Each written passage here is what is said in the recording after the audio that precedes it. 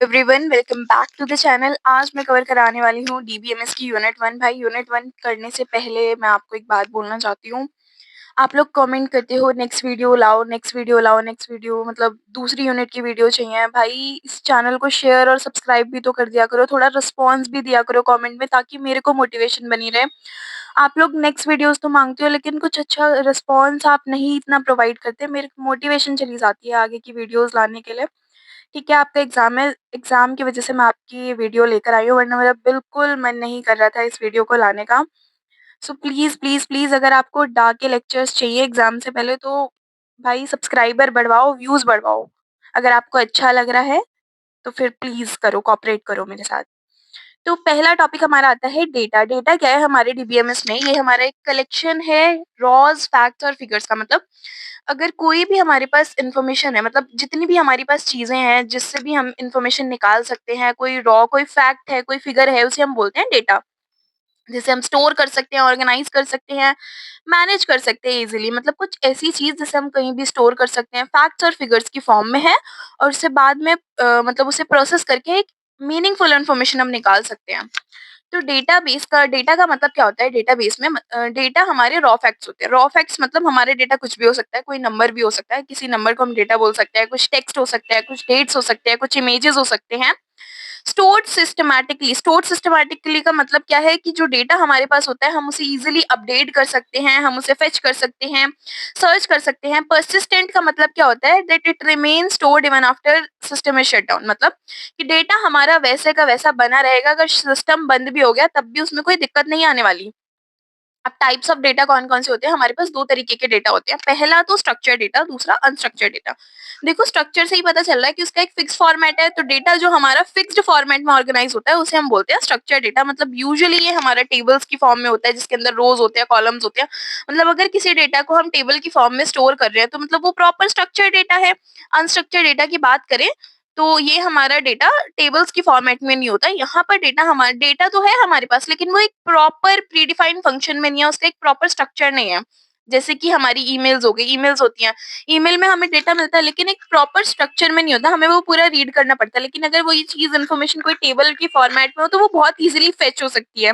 या फिर हमारी कोई ऑडियो फाइल्स हो गई, तो इन सब डेटा को हम बोलते हैं अनस्ट्रक्चर्ड डेटा। और जो टेबल्स की फॉर्मेट में होता है जिसमें रिकॉर्ड्स हो, जैसे कि हमारा स्टूडेंट रिकॉर्ड हो गया, रोल नंबर हो गया, नेम हो गया, उन्हें हम बोलते हैं structured data. So now what is information? अब इन्फॉर्मेशन क्या होता है? अभी हमने डेटा पढ़ा, डेटा आपको समझ आ गया, ठीक है। अब डेटा के बाद उस डेटा को हम प्रोसेस करने के बाद कुछ मीनिंगफुल इंसाइट निकाल रहे हैं, उसे हम बोलते हैं इन्फॉर्मेशन। मतलब डेटा हमारे पास है, उस डेटा से क्या मीनिंगफुल चीज हम कर रहे हैं उसे हम बोलेंगे information. So it is obtained by analysing, summarising and interpreting raw data. तो ये कैसे हमें मिलती है? एनालाइज करके, समराइज करके और रॉ डेटा को इंटरप्रेट करके, ठीक है। तो चलो एक एग्जांपल से मैं आपको बताती हूँ। जैसे हमारे पास डेटा था कि भाई मार्क्स हैं हमारे पास 85, 90 और 78। इन्फॉर्मेशन हमें बोल दिया कि अब इन्फॉर्मेशन हमें क्या मिल गया कि स्टूडेंट जो है पास हो रहा है, एवरेज स्कोर जो है उसका 84.4 है। तो इस डेटा से हमारे को एक इन्फॉर्मेशन मिल गई, एवरेज मार्क्स हमें पता चल गया। अब डेटा और इन्फॉर्मेशन के बीच में अगर डिफरेंस आए तो आपको क्या लिखना है कि डेटा जो है हमारा रॉज फैक्ट्स होते हैं या फिर फिगर्स होते हैं। इन्फॉर्मेशन क्या होती है? डेटा का प्रोसेस्ड फॉर्म होता है। इन्फॉर्मेशन में कोई मीनिंग नहीं होता उसका, डेटा में कोई मीनिंग नहीं होता उसका खुद का, लेकिन इन्फॉर्मेशन में मीनिंग होता है, मीनिंगफुल होता है, यूजफुल होता है। Data input to computer system, data को हम कंप्यूटर के अंदर डालते हैं, लेकिन इन्फॉर्मेशन क्या है? हमारा आउटपुट होता है। डेटा हमारा इनपुट है लेकिन इन्फॉर्मेशन हमारा एक आउटपुट है। डेटा हमारा अनप्रोसेस्ड और अनऑर्गेनाइज्ड होता है, लेकिन अगर इन्फॉर्मेशन की बात करी जाए तो वो प्रोसेस्ड और ऑर्गेनाइज्ड होता है। Data require processing to be useful, मतलब इसमें प्रोसेसिंग चाहिए होती है, लेकिन यहाँ पर ये रेडी होता है, इससे कोई प्रोसेसिंग की जरूरत नहीं है। ये सीधा हमें अपने डिसीजन मेकिंग में काम आता है, डिसाइड करके देगा हमें। सो it is helps in decision making, और ये सपोर्ट करता है डिसीजन मेकिंग को। It do not support decision making directly, directly तो सपोर्ट नहीं करता लेकिन इनडायरेक्टली सपोर्ट करता है। जैसे कि मार्क्स हमें पता था, उस मार्क्स की हेल्प से हमने एवरेज मार्क्स निकाल लिए, वो हमारी इन्फॉर्मेशन हो गई। अब डेटाबेस क्या होता है? डेटाबेस हमारा कलेक्शन है रिलेटेड डेटा को। तो मतलब जो जितना भी हमारा रिलेटेड डेटा है, हमारे पास बहुत सारा डेटा है, उस जो भी डेटा आपस में रिलेटेड है उसका एक ऑर्गेनाइज्ड फॉर्मेट होता है। जैसे कि एक स्टूडेंट की बात करी जाए, मतलब हमारे पास डेटा स्टूडेंट का भी है, कोर्सेज का भी है, एम्प्लॉयज का भी है। लेकिन रिलेटेड डेटा कौन सा है? जैसे कि स्टूडेंट का अगर डेटा की बात करें तो स्टूडेंट का रोल नंबर, नाम, क्लासेस। तो एक ऑर्गेनाइज्ड कलेक्शन होता है रिलेटेड डेटा का, मतलब एक ऑर्गेनाइज्ड फॉर्मेट में कलेक्शन है ये हमारा आपस में एक रिलेटेड डेटा का। तो जैसे हम इज़िली एक्सेस कर सकते हैं, मैनेज कर सकते हैं, अपडेट कर सकते हैं हमारे डीबीएमएस के अंदर। एग्ज़ाम्पल हमने लिया स्टूडेंट का डेटाबेस, उसके रोल नंबर, नाम, क्लास और मार्क्स। अब डीबीएमएस क्या होता है? हमारा डेटाबेस मैनेजमेंट सिस्टम क्या है? एक सॉफ्टवेयर है which is used to create, store, manage and retrieve data. तो एक ऐसा सॉफ्टवेयर है जो कि क्रिएट करता है, स्टोर करता है, मैनेज करता है और रिट्रीव करता है डेटा को कहाँ से? डेटाबेस के अंदर से, और बहुत ही एफिशिएंट और सिक्योर वे होता है हमारे, ठीक है। So now using DBMS you can, अब डीबीएमएस का यूज करके हम नए नए सॉफ्ट स्टूडेंट रिकॉर्ड्स को ऐड कर सकते हैं, अपडेट कर सकते हैं, मार्क्स को डिलीट कर सकते हैं, रिकॉर्ड्स को। की फंक्शंस क्या है कि डेटा जो है हम देखो डीबीएमएस का हम यूज क्यों करते हैं? डीबीएमएस सॉफ्टवेयर है, हम जहाँ पे डेटा को स्टोर कर रहे हैं, तो उसका पहला यूज है डेटा को स्टोर करना, रिट्रीव करना और अपडेट कर देना, ठीक है। दूसरा यूज क्या है? डेटा की सिक्योरिटी बना के रखना, अनऑथराइज्ड एक्सेस ना हो, हम इसमें पासवर्ड डालें, डेटा की इंटीग्रिटी बना के रखना, एंश्योर करना कि जो एक्यूरेसी है, कंसिस्टेंसी इसके अंदर बनी रहे, जैसे कि रूल्स हम लगा दें, कोई कंस्ट्रेंट हमारी, मतलब कोई रूल वायलेट ना हो, जो भी चीजें हैं वो हमारी सही से चलती रहें। Data redundancy control, redundancy control का मतलब क्या है कि डुप्लीकेट डेटा ना आए उसके अंदर, डुप्लीकेसी मेंटेन रहे, कि मतलब अगर दो डेटा है तो वो ऑटोमेटिकली रिमूव हो जाए, एक ही सिंगल इन्फॉर्मेशन हमारे पास रहे। कंकरेंसी कंट्रोल का मतलब क्या है कि मल्टीपल यूजर्स जो हैं वो उसे एक्सेस कर पाए, कॉन्फ्लिक्ट ना हो, बिना बिना कॉन्फ्लिक्ट के मल्टीपल यूजर उसे एक्सेस कर पाए। बैकअप एंड रिकवरी का मतलब क्या है कि अगर कोई डेटा है, डेटा लॉस हो जाता है या सिस्टम क्रैश हो जाता है, तो हम अपने डेटा को बैकअप कर पाए, वो हमेशा के लिए लॉस ना हो। So now file system, file system क्या है? हमारा एक ऐसा मेथड है जहां पर हम अपने डेटा को या फिर अपनी इंफॉर्मेशन को ऑर्गेनाइज करते हैं फाइल्स और फोल्डर्स की फॉर्म में। तो बेसिकली हम किस दो चीजों में स्टोर करते हैं, या तो अपनी हार्ड डिस्क में या फिर यूएसबी ड्राइव में। तो file system stores data as a separate file and help user create, read, update and delete those files. तो फाइल सिस्टम क्या है? हमारा डेटा को स्टोर करता है और सेपरेट फाइल में, और हेल्प करता है क्रिएट करने के लिए या फिर रीड करने के लिए अलग अलग अपडेट, अलग अलग चीजों को हम आसानी से उसके अंदर रीड, अपडेट और सारी चीजें कर सकते हैं। So now file system and DBMS. अब इसके बीच में डिफरेंस क्या है? फाइल सिस्टम और डीबीएमएस के बीच में देखो, फाइल सिस्टम के अंदर जो डिफरेंस लिखे हैं या डीबीएमएस के बीच में, एक ऐसा क्वेश्चन भी आ जाता है कि इन इन दोनों के बीच में, मतलब डीबीएमएस का वो बताओ, आप एडवांटेज बताओ ओवर फाइल सिस्टम। तो यही पॉइंट्स आपको लिख कर आने हैं अगर वो क्वेश्चन भी आए। तो क्वेश्चन थोड़ा सा मोल्ड हो सकता है, लेकिन सारी चीजें इसी में से आएंगी, इसके बाहर से कुछ नहीं आने वाला। तो फाइल सिस्टम क्या है? हमारा स्टोर करता है डेटा को एक सेपरेट फाइल में, लेकिन अगर डीबीएमएस की बात करी जाए तो डेटा हमारा स्टोर होता है डेटाबेस में। यहाँ पर कोई सेंट्रलाइज्ड कंट्रोल नहीं होता, यहाँ पर कंट्रोल होता है सेंट्रलाइज्ड लेवल पर। डेटा रिडंडेंसी होती है, मतलब सिमिलर डेटा दो बार होने के चांसेस बहुत ज्यादा है, यहाँ पर लो डेटा रिडंडेंसी होती है। डेटा इनकंसिस्टेंसी अगर हो सकती है, लेकिन यहाँ पर डेटा कंसिस्टेंसी मेंटेन रहती है, मतलब हमें इजिली डेटा मिल सकता है। डेटा की सिक्योरिटी लिमिट हो जाती है, क्योंकि डेटा हमारा अलग अलग फाइल्स में पहुंच जाता है, यहाँ पर हाई सिक्योरिटी रहती है। डिफिकल्ट टू एक्सेस, अब यहाँ पर अगर हमें डेटा एक्सेस करना है तो सीधा हम एसक्यूएल क्वेरी लिखेंगे, हमें मिल जाएगा, लेकिन यहाँ पर हमें पहले फाइल ढूंढनी पड़ेगी, किस फाइल में वो डेटा है, तो डिफिकल्ट एक्सेस हो जाती है, कोई कंकरेंसी कंट्रोल नहीं है। यहाँ पर मल्टीपल यूजर्स के लिए इजीली सपोर्टेबल है, मल्टीपल यूजर्स सपोर्ट कर सकते हैं, यहाँ पर डिफिकल्टी होती है, मल्टीपल यूजर्स के टाइम पे कॉन्फ्लिक्ट आ सकती है। लेकिन यहाँ पर जो हमारे बैकअप और रिकवरी है वो भी डिफिकल्ट हो जाते हैं फाइल सिस्टम में, लेकिन अगर डीबीएमएस की बात करी जाए तो ऑटोमेटिक बैकअप और रिकवरी होता है। तो अगर हम बोले तो फाइल सिस्टम जो है वो सिंपल तो है लेकिन इनएफिशिएंट है लार्ज डेटा के लिए। छोटा डेटा है तो ठीक है, लेकिन डीबीएमएस जो है वो हमारा बहुत पावरफुल है, सिक्योर है और एफिशिएंट है। तो डीबीएमएस का आर्किटेक्चर क्या है? आर्किटेक्चर से हमें पता चल रहा है कि डेटाबेस का डिजाइन। तो डेटाबेस का डिजाइन क्या है, कैसे हम डेटा को ऑर्गेनाइज कर रहे हैं, मतलब यूजर, डीबीएमएस और डेटाबेस के बीच में कैसे इंटरेक्शन होता है। तो डीबीएमएस का आर्किटेक्चर हमें बताता है कि यूजर, डेटाबेस और डीबीएमएस के बीच में कैसे इंटरेक्शन होता है। तो यहाँ पर हम तीन टायर के आर्किटेक्चर होते हैं। तो पहला आर्किटेक्चर हमारे पास आता है one tier architecture. One tier architecture का मतलब क्या है कि the database, DBMS and application are on one system, मतलब हमारी तीनों चीजें एक ही सिस्टम में है, हम डायरेक्टली उसे यूज कर रहे हैं, डायरेक्ट हमारा इंटरेक्शन हो रहा है। MS Access on a single computer, example हमारा क्या है, एमएस एक्सेस जो है हमारा एक सिंगल कंप्यूटर में है। एडवांटेज अगर हम इसकी लें तो सिंपल टू डिजाइन है, इजीली हम सिंपली से डिजाइन कर सकते हैं, कॉस्ट भी कम है, इजी टू यूज है, इजीली यूज कर सकते हैं। डिसएडवांटेज की बात करें तो सिक्योरिटी बहुत कम है, सुइटेबल है मल्टीपल यूजर्स के लिए, स्केलेबिलिटी इसकी बहुत कम है, क्योंकि भाई एक ही डिवाइस पर है, सिक्योरिटी इश्यूज आ सकते हैं। मल्टीपल, एक ही डिवाइस पर काम हो रहा है तो एक ही यूजर उसे काम कर सकता है, ज्यादा यूजर काम भी नहीं कर सकते हैं। तो वन टायर का अगर हम डायग्राम की बात करें तो ये जैसे कि एक डिवाइस थी, एक ही एप्लीकेशन है और एक ही यूजर है। टू टायर की अगर मैं बात करूँ तो ये होता है हमारा क्लाइंट सर्वर आर्किटेक्चर। और क्लाइंट सर्वर आर्किटेक्चर आपने अपने प्रीवियस ईयर्स में भी काफ़ी बार ये चीज़ें सुनी होंगी, ये टर्म काफ़ी बार पढ़ी भी होगी। तो यहाँ क्या होता है, क्लाइंट डायरेक्टली कम्युनिकेट करता है हमारे डेटाबेस सर्वर के साथ, और ये क्लाइंट सर्वर एप्लीकेशन का यूज़ करता है, जैसे कि हमारा डेस्कटॉप एप्लीकेशन एसक्यूएल से कनेक्टेड है। इसका एडवांटेज क्या है, वहाँ पर सिक्योरिटी इश्यू था, लेकिन यहाँ पर सिक्योरिटी जो है हमारी वन टायर से थोड़ी अच्छी हो जाती है, और ये थ्री टायर से भी फास्ट होता है। लेकिन जो स्मॉल सिस्टम्स होते हैं उन्हीं के लिए ज़्यादा एफिशिएंट होता है, लार्ज सिस्टम के लिए एफिशिएंट नहीं होता है। और सिक्योरिटी इसमें 3 से कम होती है, 1 से थोड़ी 1 टायर से ज़्यादा सिक्योरिटी है, लेकिन 3 टायर से कम है। और अगर मल्टीपल यूज़र ज़्यादा यूज़र आ गए, मतलब थोड़े लेवल तक मल्टीपल यूज़र्स आ सकते हैं, लेकिन अगर कुछ ज़्यादा यूज़र आ गए तो इसका लोड बढ़ सकता है। और स्केलेबिलिटी इसकी भी लिमिटेड है। 2 टायर के आर्किटेक्चर की अगर डायग्राम की बात करी जाए, तो हमारे पास अलग-अलग क्लाइंट्स थे, एक डेटाबेस में आए, तो मतलब हमारे पास डेस्कटॉप की एप्लीकेशन है और एक माईएसक्यूएल सर्वर से कनेक्टेड है। थ्री टायर आर्किटेक्चर की अगर मैं बात करूँ तो यहाँ पर हमारे पास होती हैं 3 तरह की लेयर्स। क्लाइंट लेयर, ठीक है? तो क्लाइंट लेयर क्या है? क्लाइंट है हम, जिसे हम प्रेजेंटेशन लेयर भी बोलते हैं। तो मतलब यहाँ पर हम एक यूजर है और ये यूजर इंटरफेस है। ये हमारे इनपुट को एक्सेप्ट करेगा, जो भी हम इनपुट देंगे, और उसका आउटपुट हमें प्रोड्यूस करके देगा, जैसे कि हमारे वेब ब्राउजर हो गए या फिर हमारी कोई भी एप्लीकेशन यूजर इंटरफेस होते हैं। अगला हमारे पास आता है एप्लीकेशन लेयर। एप्लीकेशन लेयर को हम बोलते हैं business logic layer. Business logic layer क्या करता है? हमारी रिक्वेस्ट को प्रोसेस करता है, बिजनेस रूल्स उसके अंदर लगाता है, और क्लाइंट और डेटाबेस के बीच में, मतलब क्लाइंट तो डायरेक्ट डेटाबेस से काम कर रहा है, लेकिन ये हमारा एक मिडलवेयर होता है, मतलब हेल्प करता है, हमारा क्लाइंट और डेटाबेस के कम्युनिकेशन में हेल्प करता है। अगर डेटाबेस लेयर की बात करी जाए तो ये हमारा इसमें एक्चुअल डेटा होता है, यहाँ से आउटपुट हमारा प्रोड्यूस होकर आता है, तो यहाँ पर हम डेटा को स्टोर करते हैं, रिट्रीव करते हैं और सिक्योरिटी बढ़ाते हैं।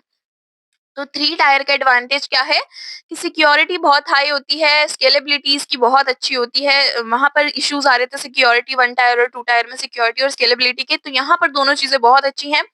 मल्टीपल यूजर्स के लिए भी ये इजीली सपोर्टेबल है, लेकिन डिसएडवांटेज क्या आ जाता है, अगर इतनी सारे फीचर्स इसके अंदर आ रहे हैं तो ऑब्वियसली इसकी कॉस्ट हाई होगी, डिजाइन बहुत कॉम्प्लेक्स होगा।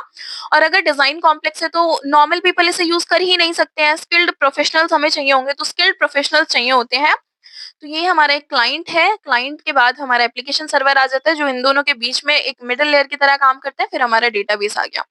So now views. व्यूज क्या होता है? व्यू का मतलब है कि कैसे हम अपने डेटा को देख रहे हैं अलग अलग लेवल पर, मतलब एब्स्ट्रैक्शन लगा रहे हैं हम अपने डेटा पर। अगर हम किसी लेवल पर है, मतलब देखो मैं आपको बता रही हूँ, अगर हम एक स्टूडेंट हैं और हम अपनी इंफॉर्मेशन फेच कर रहे हैं अपने पोर्टल से, कॉलेज के पोर्टल से, तो हमें हमारी इंफॉर्मेशन दिखेंगी।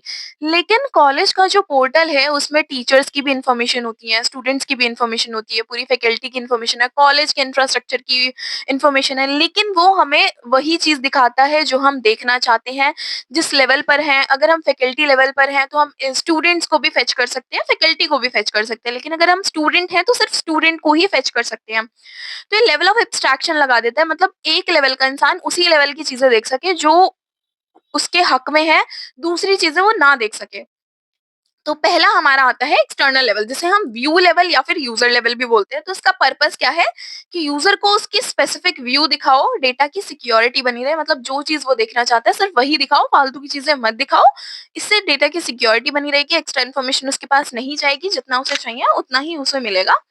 तो एक्सप्लेनेशन क्या है इसकी, मतलब यूजर व्यू की, सिर्फ हमें वही डेटा दिखाता है जो हमें चाहिए। अलग different user can have different views, अलग अलग यूजर्स के अलग अलग व्यूज हो सकते हैं।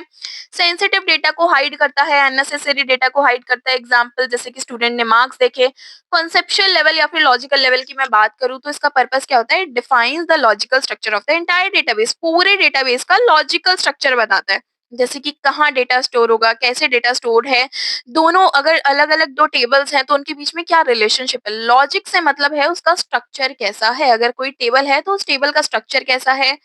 तो ये हमारा इंडिपेंडेंट होता है फिजिकल स्टोरेज से, मतलब हमें कोई फर्क नहीं पड़ता फिजिकल लेवल में क्या है, मतलब उसकी कितनी स्टोरेज है वो हमें कुछ नहीं पता, बस हमें टेबल बनाना है तो हमने टेबल बना दिया। हमें हमें बिल्कुल मतलब नहीं है कि उसकी क्या स्टोरेज है, कितनी वो स्टोरेज ऑक्यूपाई करेगा। तो बेसिकली ये एक ब्रिज है हमारा, जो भी हमने यूजर लेवल पढ़ा, यूजर लेवल और हमारा यूजर लेवल को हम एक्सटर्नल लेवल भी बोलते हैं। तो एक एक्सटर्नल लेवल और इंटरनल लेवल के बीच में एक ब्रिज का काम करता है, ये बीच की लेयर होती है। तो एग्जाम्पल क्या है, हमारे टेबल्स हो गए, एट्रीब्यूट्स हो गए, रिलेशनशिप्स हो गए। तो यहाँ पर स्टोरेज का कोई मतलब नहीं होता, टेबल हम हमें बोलना है टेबल बनाना है, तो हमने एक टेबल बना दिया, अंदर एंटिटीज क्या होंगी, कितना स्टोरेज होगा, उससे हमें कोई मतलब नहीं है। इंटरनल लेवल या फिर फिजिकल लेवल की बात करी जाए तो इसका पर्पस क्या है, it is used to define how data is physically stored, कि डेटा फिजिकली कैसे स्टोर होता है स्टोरेज डिवाइसेस में। अब इसे अगर मैं एक्सप्लेन करूं तो मतलब ये हमें बताता है कि कैसे अगर हमारी फाइल्स हैं तो वो कैसे ऑर्गेनाइज्ड हैं, कितना वो स्टोरेज ऑक्यूपाई कर रही है, किस तरीके से इंडेक्सिंग चल रही है, इंडेक्सिंग की हेल्प से कैसे यूजर उसे फेच कर पा रहे हैं, स्टोरेज क्या है।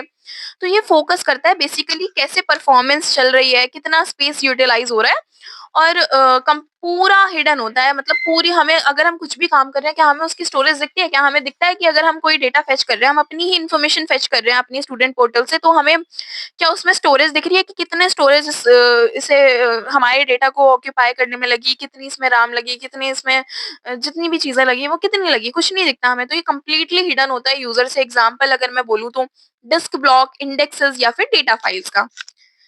तो अभी देखो हमने 3 तरीके के लेवल्स पढ़े, तो इससे इसका क्वेश्चन आ सकता है, या तो आपको 3 तरीके के व्यूज पूछ सकते हैं, 3 तरीके के लेवल्स पूछ सकते हैं, कौन-कौन से लेवल्स होते हैं, या फिर आपको ये क्वेश्चन आ सकता है लेवल्स ऑफ एब्स्ट्रैक्शन। ठीक है? तो ध्यान में रखना ये तीनों चीजें एक ही हैं। एक्सटर्नल लेवल हमारा क्या था, सबसे पहली लेयर एक्सटर्नल या फिर यूजर लेवल हम बोलते हैं, तो यूजर को व्यू दिखाती है और सिक्योरिटी को बनाकर रखती है। कॉन्सेप्चुअल लेवल की अगर मैं बात करूँ तो लॉजिकल डेटाबेस डिजाइन है। इंटरनल लेवल की बात करूँ तो फिजिकल डेटा को स्टोर करती है, मतलब स्टोरेज से रिलेटेड ये काम हमारा करती है। तो इसका डायग्राम आ जाता है। एक्सटर्नल लेवल में व्यूज दिखाती है, जो जो व्यूज हमें चाहिए, जिस जिस लेवल पर भी जो भी उस इंफॉर्मेशन को फेच कर रहा है। अगला हमारा आता है लॉजिकल लेवल, फिर इंटरनल लेवल और फिर डेटाबेस। ठीक है, सो नाउ स्कीमास इन डेटाबेस। स्कीमा क्या होता है, हमारा एक डिजाइन, मतलब अगर हमें कोई डेटा है हमारे पास और उस डेटा को हमें टेबल में कन्वर्ट करना है, मतलब टेबल के अंदर डालना है, तो हमें पहले टेबल बनानी होगी। तो स्कीमा मान लो आपका ये है, ये मैंने बना दी टेबल, और इसके अंदर मैंने कुछ इन्फॉर्मेशन नहीं डाली है, ये क्या है, हमारा एक स्कीमा है, बस मैंने एक डिजाइन बना दिया। तो स्कीमा हमारा एक लॉजिकल ब्लूप्रिंट होता है हमारे डेटाबेस के अंदर। तो ये क्या है, एक लॉजिकल ब्लूप्रिंट या फिर डिजाइन है डेटाबेस के अंदर, जो कि क्या डिफाइन करता है कि कैसे डेटा हमारा ऑर्गेनाइज होगा, टेबल्स, एट्रीब्यूट्स, रिलेशन, कॉन्स्ट्रेंट में। बट ये नहीं बताता कि एक्चुअल डेटा क्या होगा उसके अंदर, मतलब इतना बता रहे हैं कि क्या क्या चीजें होंगी उसके अंदर, कि टेबल्स होंगे, एट्रीब्यूट्स होंगे, कुछ रिलेशन होगा, लेकिन एक्चुअल डेटा क्या है उसके अंदर। मान लो मैंने बोल दिया यहाँ पर नेम है, तो नेम हमें नहीं पता क्या है। मैंने बोल दिया रोल नंबर है, तो रोल नंबर हमें नहीं पता क्या है। स्कीमा के अंदर क्या क्या चीजें होती हैं, टेबल का नाम होता है, एट्रीब्यूट्स होते हैं, डेटा टाइप्स होते हैं, रिलेशनशिप बताता है टेबल्स और कंस्ट्रेंट के बीच में। तो ये क्या है हमारा, it is static and usually does not change frequently. तो ये हमारा स्टैटिक है, मतलब एक टेबल बना दिया तो मुश्किल से ही हम उसे चेंज करते हैं, स्टैटिक होता है, तो यूजुअली फ्रीक्वेंटली हम इसे चेंज नहीं कर सकते हैं। तो स्कीमास के भी 3 तरीके के होते हैं। अभी जो हमने व्यूज पढ़े हैं एग्जैक्ट सेम, आपको अगर इसका टाइप आ जाए स्कीमा का, वही तीनों चीजें आपको लिख कर आनी है जो भी हमने 3 तरह के व्यू पढ़े थे। ठीक है, तो नाउ एग्जाम्पल अगर मैं बोलूं, स्कीमा हमें बनाना है, तो क्रिएट टेबल स्टूडेंट, हम एक टेबल बना रहे हैं जिसका नाम है स्टूडेंट। उस स्टूडेंट के अंदर एट्रीब्यूट होना चाहिए रोल नंबर, और रोल नंबर हमने बोल दिया इंटीजर में होगा, रोल नंबर कैरेक्टर्स में नहीं हो सकता। रोल नंबर हमारी एक प्राइमरी की है, तो रोल नंबर क्या है, हमारी प्राइमरी की है। नेम हमने बोल दिया उसके अंदर क्या क्या एट्रीब्यूट्स होंगे, रोल नंबर होगा, नेम होगा, ईमेल होगा, एड्रेस होगा, और बाकी सारी चीजें तो वेरिएबल में होंगी। हमने उसमें लिमिट भी दे दिया कि नाम हमारा 100 कैरेक्टर्स के अंदर अंदर होना चाहिए, ईमेल भी इतने में होने चाहिए, एड्रेस हमारा 255 कैरेक्टर्स में होना चाहिए। तो ये हमारा एक स्कीमा बन गया। अंदर की डिटेल्स हमने नहीं बताई कि कौन रोल नंबर के अंदर कितने रोल नंबर डालने हैं, नाम में क्या क्या डालना है, ईमेल में क्या क्या डालना है। तो तो देखो मैंने बता दिया कि स्कीमा का काम क्या है, हमें एक टेबल बना के देना। अंदर की डिटेल कैसे डालेंगे हम, तो अंदर की डिटेल जो हम एक्चुअल डेटा डालते हैं उसे हम बोलते हैं इंस्टांस। तो इंस्टांस क्या है, हमारा एक्चुअल डेटा जो डेटाबेस के अंदर स्टोर होता है उस टाइम पे, उसे हम बोलते हैं इंस्टांस। तो ये हमारा फ्रीक्वेंटली चेंज भी हो सकता है, ये हमारे करंट स्टेट को बताता है डेटाबेस को, और it is defined using data manipulation language, data DML. जो अभी हम लैंग्वेजेस पढ़ेंगे आगे, काफी टाइप की लैंग्वेजेस आती हैं, सो it is defined using DML. Example अगर मैं बोलूँ तो हमारे पास एक स्कीमा था स्टूडेंट के नाम का, उस स्टूडेंट में हमने बोल दिया, स्कीमा हमने बनाया, उसके अंदर रोल नंबर है, नाम है, क्लास है, मार्क्स है। अगर इसी का ही हमें इंस्टांस बनाना है तो मतलब हम इनकी डिटेल्स को फिल कर देंगे, मतलब क्या क्या रोल नंबर है, क्या क्या नाम है, क्या क्या क्लासेस हैं, क्या क्या मार्क्स हैं। ओके, सो अब स्कीमा और इंस्टांस के बीच में क्या डिफरेंस आता है? स्कीमा हमारा डेटाबेस का डिजाइन है, लेकिन इंस्टांस क्या है? जो एक्चुअल डेटा उसके अंदर प्रेजेंट है। स्कीमा क्या है? चेंज होता रहता है रेयरली, मतलब स्कीमा जो है हमारा रेयरली चेंज होता है, मतलब एक टेबल हमने बना दिया। इंस्टांस जो है हम फ्रीक्वेंटली चेंज कर सकते हैं। मान लो कोई बच्चे ने एडमिशन कैंसिल कर दिया, तो हम क्या करेंगे? चेंज कर देंगे उसे या फिर डिलीट कर देंगे वहां से। स्कीमा हमारा defined by dBA, database administrator इसे डिफाइन करता है, लेकिन ये हमारा जनरेट होता है यूजर। यूजर जो भी यूजर है वो उसे जनरेट करेगा। तो स्कीमा क्या है? स्टैटिक है क्योंकि रेयरली चेंज होता है। डायनेमिक जो इंस्टेंस है वो हमारा डायनेमिक है, उसे हम फ्रीक्वेंटली चेंज करते रहते हैं, डेटा को अपडेट करते रहते हैं। So now data models in DBMS. Data model क्या है? स्ट्रक्चर हमारा। It defines how data is structured, store, related and access. तो मतलब ये हमें ये बताता है कि डेटा का कैसा स्ट्रक्चर होगा जब हम उसे स्टोर करेंगे। तो हमारे बहुत सारे मॉडल्स होते हैं हमारी रिक्वायरमेंट के हिसाब से, मतलब एक ही तरीके के मॉडल के ऊपर हम अपने बहुत, देखो हमारे पास बहुत सारा डेटा होता है और जरूरी नहीं है एक ही तरीके का डेटा हर चीज में यूज हो रहा हो। तो हमारी रिक्वायरमेंट के बेसिस पे, हमारी कॉम्प्लेक्सिटी के बेसिस पर, हर एक इंसान टेक्निकल वाला इंसान नहीं होता, लेकिन डेटा फेच करने की नीड तो सबको पड़ती है। तो उसी हिसाब से हमने बनाए हैं स्ट्रक्चर्स। तो डेटा के मॉडल्स होते हैं कि जिस हिसाब से जिस इंसान का बंदा है, जिस तरीके का इंसान है, वो अपने हिसाब से अपने डेटा को सेट कर सकता है। तो पहला मॉडल हमारे पास आता है हिरारिकल मॉडल। तो हिरारिकल मॉडल क्या है? हमारा यहाँ पर जो डेटा है वो ट्री फॉर्मेट में, स्ट्रक्चर ट्री लाइक स्ट्रक्चर में ऑर्गेनाइज होता है। यहाँ पर हर एक पेरेंट के पास मल्टीपल चिल्ड्रन हो सकते हैं और हर एक चिल्ड्रन के पास एक पेरेंट होता ही होता है। जैसे कि हमारी फाइल सिस्टम हो गई, एक फाइल है उसके अंदर हमने फोल्डर्स बना दिए, फोल्डर्स के अंदर हमने सब फोल्डर्स बना दिए। तो एडवांटेज क्या है कि बहुत सिंपल स्ट्रक्चर होता है, इजीली हम इसे एक्सेस कर सकते हैं। मान लो अगर हमें पता है कि स्टेबल, फॉर एग्जांपल अगर हमें कुछ इन्फॉर्मेशन चाहिए और हमारे पास बहुत सारी फाइल्स है, हमें फाइल का नाम पता चल गया, अब हम अंदर की चीजें निकाल सकते हैं, उसकी फाइल को खोलेंगे, अंदर देख लेंगे फाइल के अंदर क्या है।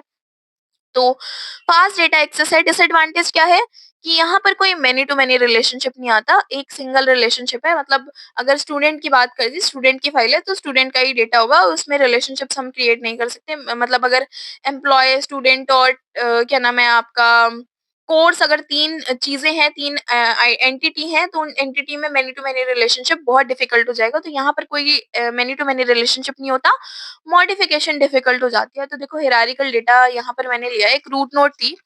रूट नोड क्या थी? स्टूडेंट्स, ठीक है। तो स्टूडेंट हमारी एक रूट नोड थी, एक स्टूडेंट रूट नोड थी। स्टूडेंट के अंदर हमने बोला स्टूडेंट आईडी, स्टूडेंट का नाम, स्टूडेंट की एज। तो ठीक है, स्टूडेंट आईडी, स्टूडेंट का नाम, स्टूडेंट की एज। अब स्टूडेंट के नेम के अंदर हमने बोला कोर्स आईडी और कोर्स का नाम। कुछ वो एक पर्टिकुलर स्टूडेंट है, उसके अंदर कुछ कोर्स है और कोर्स आईडी है।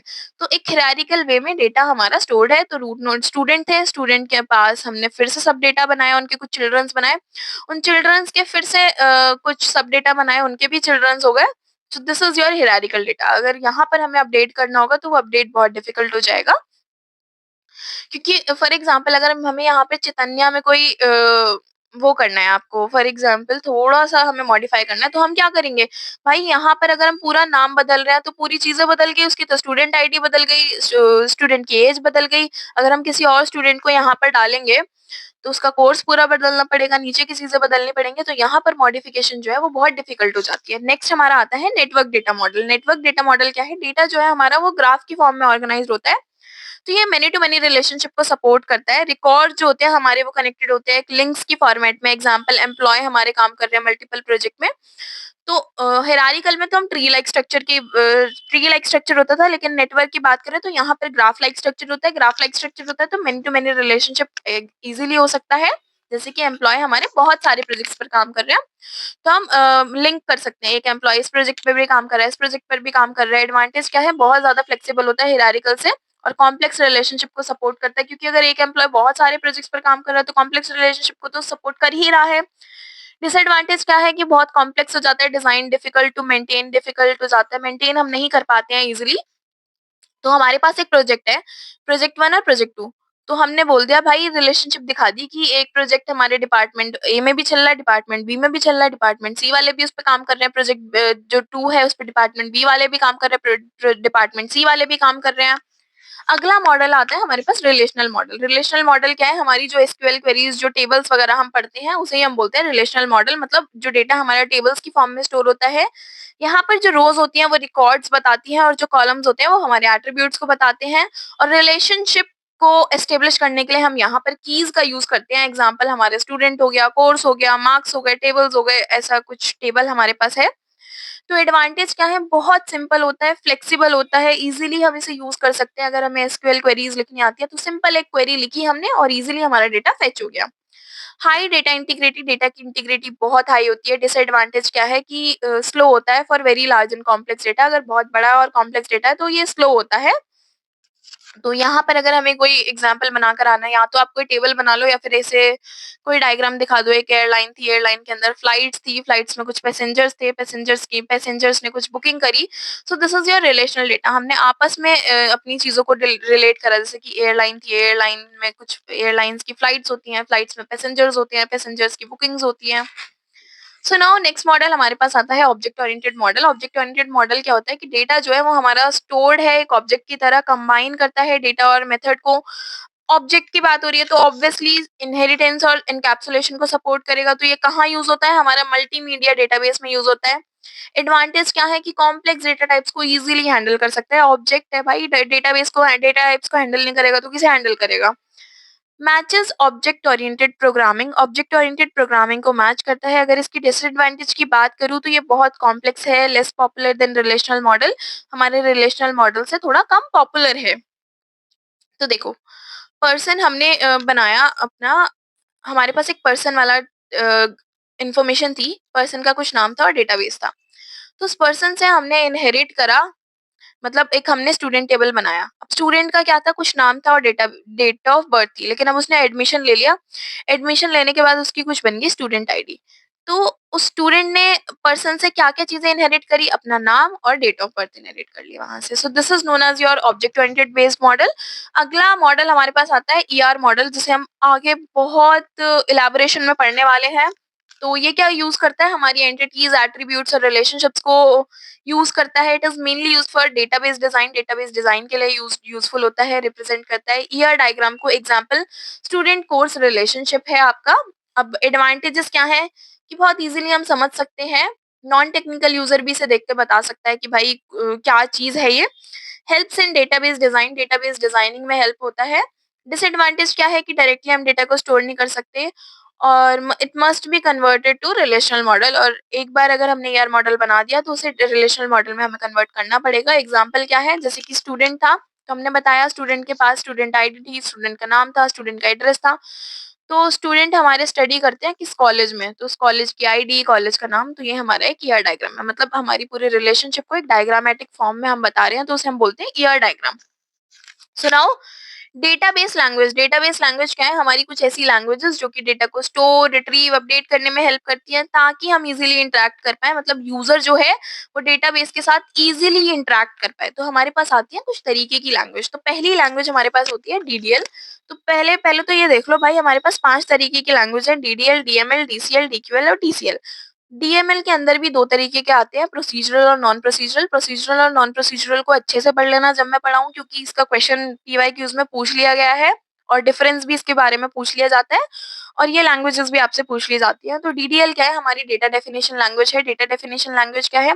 डेफिनेशन से पता चल रहा है कि ये डिफाइन कर रहा है। अब क्या चीज डिफाइन कर रहा है?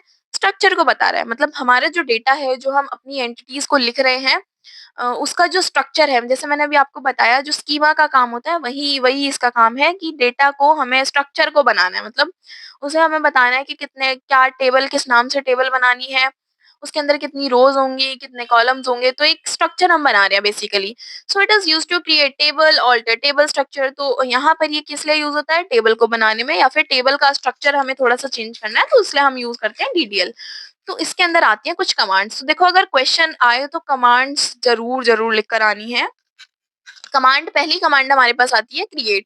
तो क्रिएट डेटाबेस और अ टेबल। हमने क्रिएट की हेल्प से हम क्या करते हैं? क्रिएट करते हैं हम अपनी टेबल को। तो हमने लिखा क्रिएट, हमें टेबल बनानी है किस नाम से? स्टूडेंट नाम से। तो हमने मेंशन कर दिया। बहुत सिंपल लैंग्वेज है एसक्यूएल की, जैसे नॉर्मल इंग्लिश लिखते हैं वैसे लिखना है। तो create table student, roll number, अब टेबल के अंदर क्या-क्या चाहिए, हमें रोल नंबर चाहिए, नाम चाहिए, मार्क्स चाहिए। तो रोल नंबर का डेटा टाइप मेंशन कर दिया, इंटीजर में होनी चाहिए।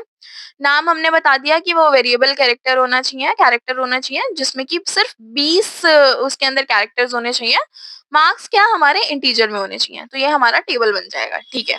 उसके बाद आता है हमारा ऑल्टर। ऑल्टर का मतलब क्या है, हम टेबल के स्ट्रक्चर को मॉडिफाई कर रहे हैं। जैसे कि अभी हमारा एक टेबल था, उस टेबल के अंदर हमें एज भी ऐड करनी है, मतलब एट्रीब्यूट्स जो थे रोल नंबर, नाम और मार्क्स थे, लेकिन अभी हमें एज भी ऐड करनी है। तो हम क्या करेंगे, ऑल्टर लिखेंगे। ऑल्टर करना है टेबल, जो स्टूडेंट वाला टेबल था और उसमें हमें क्या करना है, एज ऐड करनी है। एज भी हमारी इंटीजर में ही है।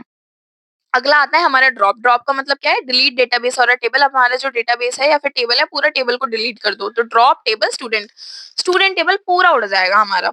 Truncate, remove all records from table without deleting the table itself. मतलब रिकॉर्ड्स को हम डिलीट कर रहे हैं लेकिन उस टेबल को बना के रख रहे हैं। उसके अंदर का जो रिकॉर्ड है, जो भी हमने डेटा फिल कर रखा था, वो सारा डेटा एम्प्टी हो जाएगा, लेकिन वो टेबल का स्ट्रक्चर एज इट इज रहेगा। तो उसे हम बोलते हैं ट्रंकेट। रीनेम का मतलब क्या है, हमारे पास एक एग्जिस्टिंग टेबल है लेकिन हमें उसका नाम चेंज करना है। तो हम क्या कमांड यूज करते हैं, रीनेम। जैसे कि एम्प्लॉय कोई टेबल था तो हमने बोल दिया रीनेम एम्प्लॉय टू स्टाफ। अब रीनेम कर दो इसे, एम्प्लॉय से स्टाफ में कर दो, तो एम्प्लॉय टू स्टाफ।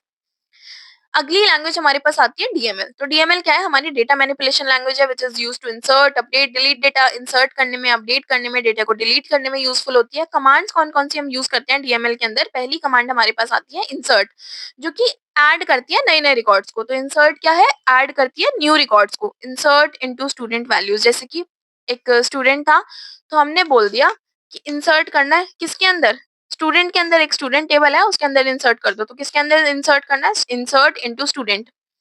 अब क्या कुछ वैल्यूज इंसर्ट करनी है तो हमने लिखा वैल्यूज और वैल्यूज को मेंशन कर दिया। मतलब हमारे पास जो टेबल था उसमें रोल नंबर, नेम और मार्क्स थे, तो हमने बोल दिया रोल नंबर तो 101 होगा, नाम आशा है और जो मार्क्स है वो 85 है। तो अपने एट्रीब्यूट्स के हिसाब से उसके अंदर वैल्यूज दे दी, ठीक है। अगला आता है हमारे पास अपडेट। अपडेट का मतलब है कोई रिकॉर्ड हमारे पास ऑलरेडी है लेकिन हमें थोड़ा सा उसमें चेंज करना है। फॉर एग्जांपल जैसे कि हमारी जो स्टूडेंट टेबल थी उसमें मार्क्स हमारे जहां पर भी 90 मार्क्स है वहां हमें 90 मार्क्स कर देने हैं जिसका भी रोल नंबर 101 है। मतलब 101 रोल नंबर का हमने कुछ और मार्क्स दे रखे थे, मान लो 80 नंबर थे, लेकिन जैसे आप भी अपने इवैल्यूएशन के पास जाते हो और आपकी थोड़ी सी मिस्टेक्स होती है, फिर कैलकुलेशन मिस्टेक होती है थोड़ी सी, तो वो क्या करते हैं आपके मार्क्स को चेंज कर देते हैं। लेकिन उन्होंने पहले ही अपने टेबल में वो मार्क्स चढ़ा दिए, तो वो क्या करेंगे, उन्हें अपडेट करेंगे। अपडेट कैसे करते हैं, तो वो बोल देते हैं इस रोल नंबर के मार्क्स अपडेट कर दो। तो हमने यहाँ पर लिख दिया अपडेट स्टूडेंट, स्टूडेंट टेबल में अपडेट कर दो, जहां पर मार्क्स क्या, जहां पर रोल नंबर 101 है वहां पर मार्क्स सेट कर दो 90। डिलीट का मतलब क्या है, रिकॉर्ड डिलीट करना है। एक पर्टिकुलर रिकॉर्ड हम डिलीट कर रहे हैं, जैसे कि हमने बोल दिया डिलीट फ्रॉम स्टूडेंट। कहाँ से डिलीट करना है, स्टूडेंट से डिलीट करना है। वेयर रोल नंबर इज 101, जहां पर रोल नंबर क्या है हमारा 101। तो वो 101 रोल नंबर वाली जो इन्फॉर्मेशन है वो डिलीट हो जाएगी। अगली लैंग्वेज हमारे पास आती है data query language. Data query language क्या है, it is used to retrieve data from database. Database से डेटा को रिट्रीव करने में हेल्पफुल होता है। कमांड क्या क्या आती है इसके अंदर, सेलेक्ट, फेच, रिकॉर्ड। मतलब सेलेक्ट कमांड हम यूज करते हैं जो कि डेटा को फेच करने में यूज होती है। Example, select all from student, सारी चीजों को सेलेक्ट करो स्टूडेंट से। अगली कमांड हमारे पास या फिर अगली लैंग्वेज हमारे पास आती है डीसीएल। डीसीएल का मतलब है data control language. So it is use to control access and permission. तो ये क्या करती है, हमारी कंट्रोल करती है परमिशन को। अब परमिशन देख रही है, कंट्रोल इसका नाम है, कंट्रोल से ही पता चल रहा है कि भाई पूरे इसको कंट्रोल कंट्रोल कर रही है ये। तो कमांड क्या हम यूज करते हैं इसमें, ग्रांट और रिवोक। ग्रांट का काम क्या है, परमिशन दे रही है। जैसे कि हमने बोल दिया, अब अगर हमारे पास कोई यूजर्स हैं, बहुत सारे यूजर है, मल्टीपल यूजर्स आ गए, तो हमें किसी एक को परमिशन देनी है। तो हमने बोल दिया भाई grant select on student to user one. तो मतलब स्टूडेंट को परमिशन, यूजर वन को परमिशन दे दो स्टूडेंट टेबल के लिए। रिवोक का मतलब क्या है, परमिशन को हटा दो। तो हम क्या यूज करेंगे, revoke select on student from user one. अगली हमारे पास जो लैंग्वेज आती है वो है टीसीएल। टीसीएल क्या है, हमारी transaction control language. Transaction control language किस लिए यूज होती है, it is use to manage transaction in database. Transactions को मैनेज करती है, जो भी हमारी ट्रांजेक्शन है। ये तो हम 4th यूनिट में काफी अच्छे से पढ़ चुके हैं ट्रांजेक्शन क्या होता है। और कमिट और रोल बैक के बारे में तो आपको अब बहुत ही अच्छे से पता होगा। अगर आपने 4th यूनिट पढ़ लिया, आपने वो 4th यूनिट का वन शॉट देखा है, नहीं देखा तो फटाफट जाओ, पूरे न्यूमेरिकल्स वगैरह सब चीजें कवर करा रखी है मैंने उस वन शॉट में। तो कमिट का मतलब क्या है, हमने कोई ट्रांजेक्शन करी और चेंजेस जो हमने करे हैं उस ट्रांजेक्शन में वो हमने कमिट करे कि हाँ भाई मैंने चेंज करे हैं, और वो जो हमारी ट्रांजेक्शन है वो सेव हो जाएगी, अपडेटेड वाली ट्रांजेक्शन। तो तब हम यूज करते हैं कमिट। रोल बैक का मतलब क्या है, हमने कोई ट्रांजेक्शन करी और अभी तक हमने कमिट नहीं करी है, मतलब कमिट करने से पहले सिस्टम उड़ गया, हमारा नेटवर्क चला गया या फिर जो भी है सिस्टम क्रैश हो गया। लेकिन अब क्या है, हमारा ओरिजिनल डेटा तो नहीं उड़ना चाहिए, तो ओरिजिनल डेटा ना उड़े और हमारी जो इन्फॉर्मेशन है, जो भी हमने इतना सारा चीजें लिखी है, वो मेहनत हमारी बच जाए, तो उसके लिए हम लिखते हैं, उसके लिए हम करते हैं रोल बैक। तो रोल बैक का मतलब क्या है, पूरा हमारे को ओरिजिनल डेटाबेस पर पहुंचा देता है, जहां से हमने चीजें स्टार्ट करी थी, तो उसे हम बोलते हैं रोल बैक।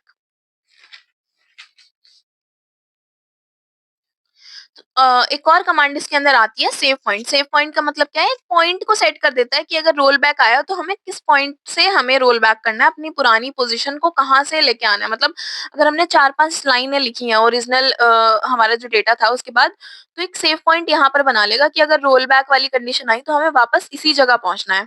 ठीक है, अब हमारे आते हैं डीएमएल के टाइप्स, डेटा मैनिपुलेशन लैंग्वेजेस के टाइप, जो मैंने आपको बोला था प्रोसीजरल और नॉन प्रोसीजरल, काफी बार पूछे भी गए हैं। तो प्रोसीजरल क्या होता है, स्पेसिफाई करता है कि कैसे डेटा रिट्रीव होगा, जो हमारे डेटा है उसे हम कैसे रिट्रीव करेंगे।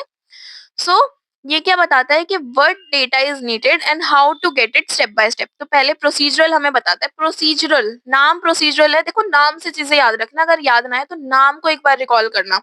प्रोसीजरल नाम है तो पूरा प्रोसेस बताएगा, तो हमें ये बताएगा क्या चाहिए हमें और कैसे हमें वो चीज लेनी है, मतलब क्या डेटा हमें चाहिए और कैसे हमें वो लेनी है, स्टेप बाय स्टेप बताएगा।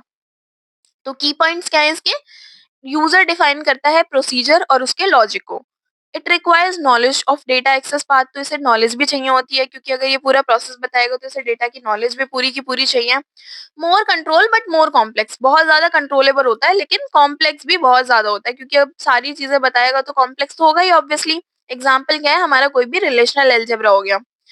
तो अगर मैं एक कंसेप्चुअल एग्जांपल आपको दूं, तो देखो, सेलेक्ट स्टूडेंट टेबल, स्टूडेंट का टेबल सेलेक्ट करो, रिकॉर्ड सर्च करो, डिस्प्ले नेम हमें नाम दे दो जहां पर जिनके भी 80 से ऊपर मार्क्स हैं। अब नॉन प्रोसीजरल डेटा क्या है कि ये हमें ये तो बता देता है क्या डेटा चाहिए, पर ये नहीं बताता वो कैसे हमें मिलेगा। So it defines specifies what data is needed but not how to get it, ये नहीं बताएगा कि हमें कैसे वो चीज चाहिए।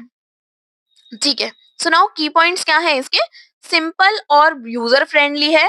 डीबीएमएस डिसाइड करता है एग्जीक्यूशन के मेथड को, बहुत कम कंट्रोल होता है, लेस कंट्रोलेबल होता है, लेकिन इजियर होता है, हम इजीली इसे यूज कर सकते हैं। ठीक है, तो एसक्यूएल क्या है हमारा example, select name from student where salary is greater than this. तो नॉन प्रोसीजरल में हम एसक्यूएल क्वेरी लिखते हैं, एसक्यूएल क्वेरी में हमने डायरेक्ट बोल दिया कि भाई सेलेक्ट करो नाम स्टूडेंट से जहां पर सैलरी जो है वो 80 से ज्यादा है।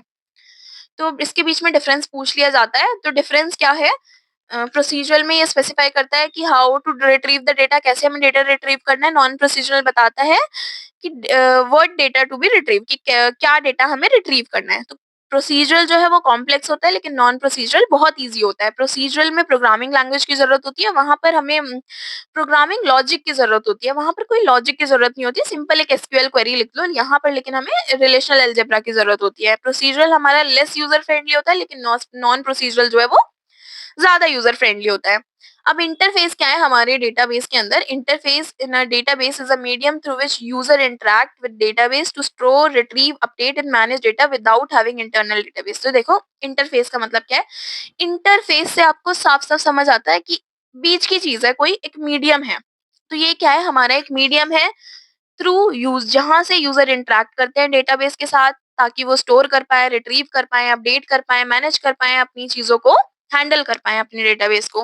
तो बहुत सारे इंटरफेस हमारे पास आते हैं। पहला इंटरफेस आता है हमारे पास common line interface. Common line interface क्या है कि यूजर इंटरेक्ट करते हैं कमांड की हेल्प से, जैसे कि हमारी एसक्यूएल क्वेरीज हो गई।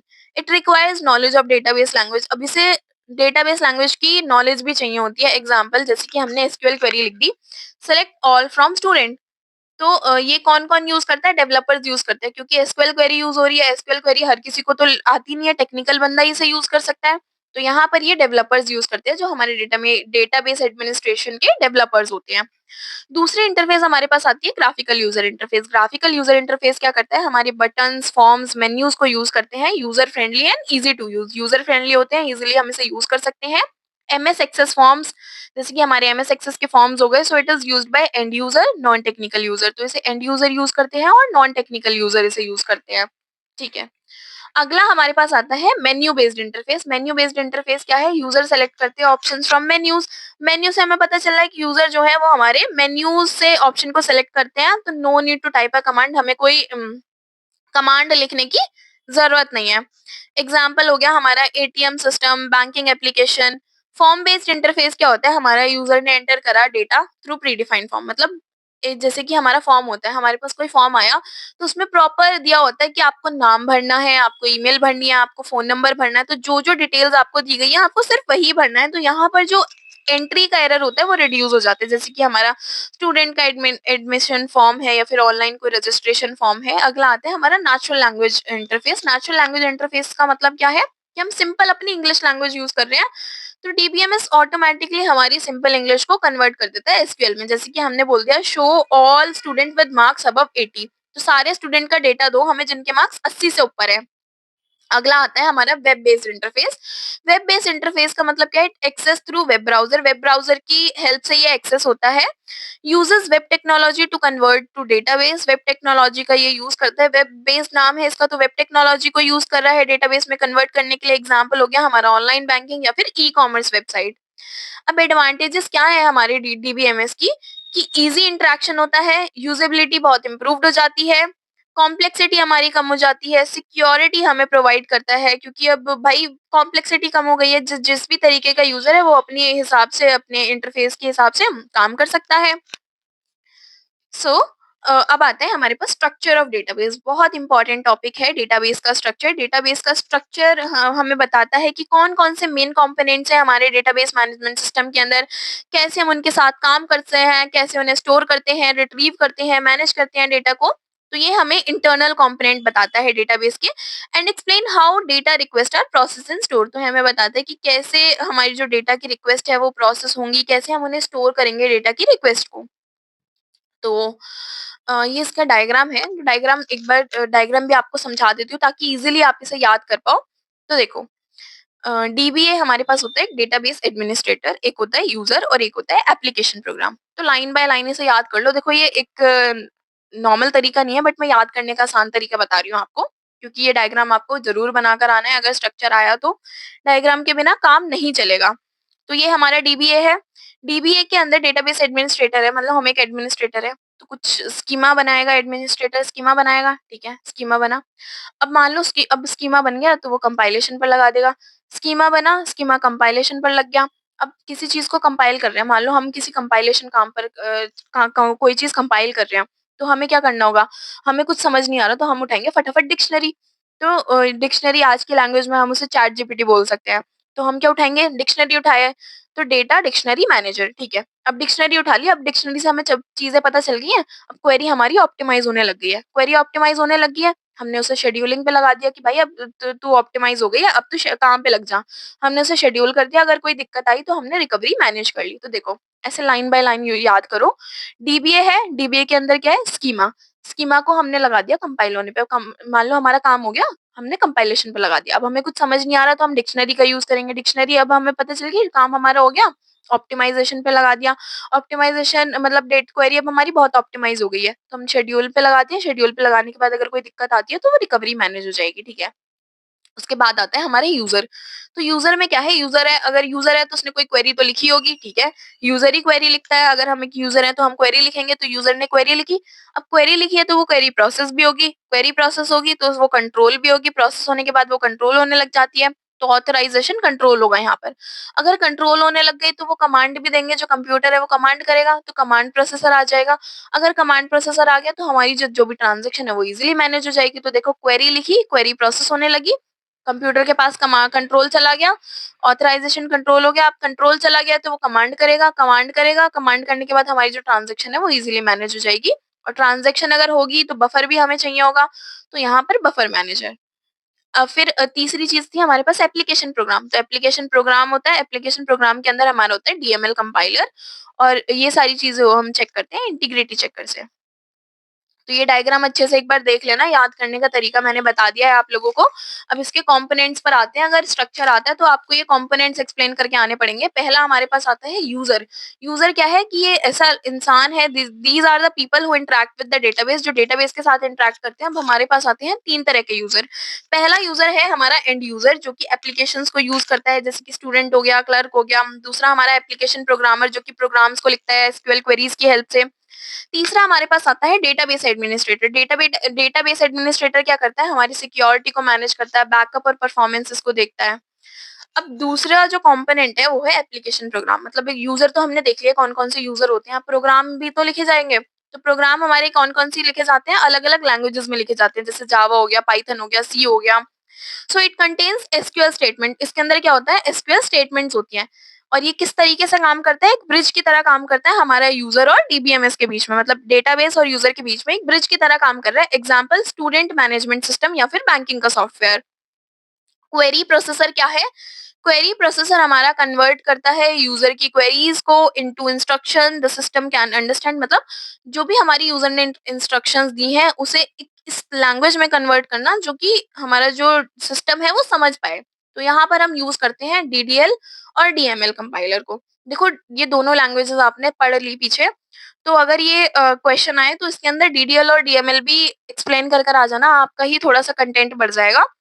तो क्वेरी ऑप्टिमाइजर क्या करता है, हमारा इस क्वेरी प्रोसेसर के अंदर होता है हमारे पास क्वेरी ऑप्टिमाइजर।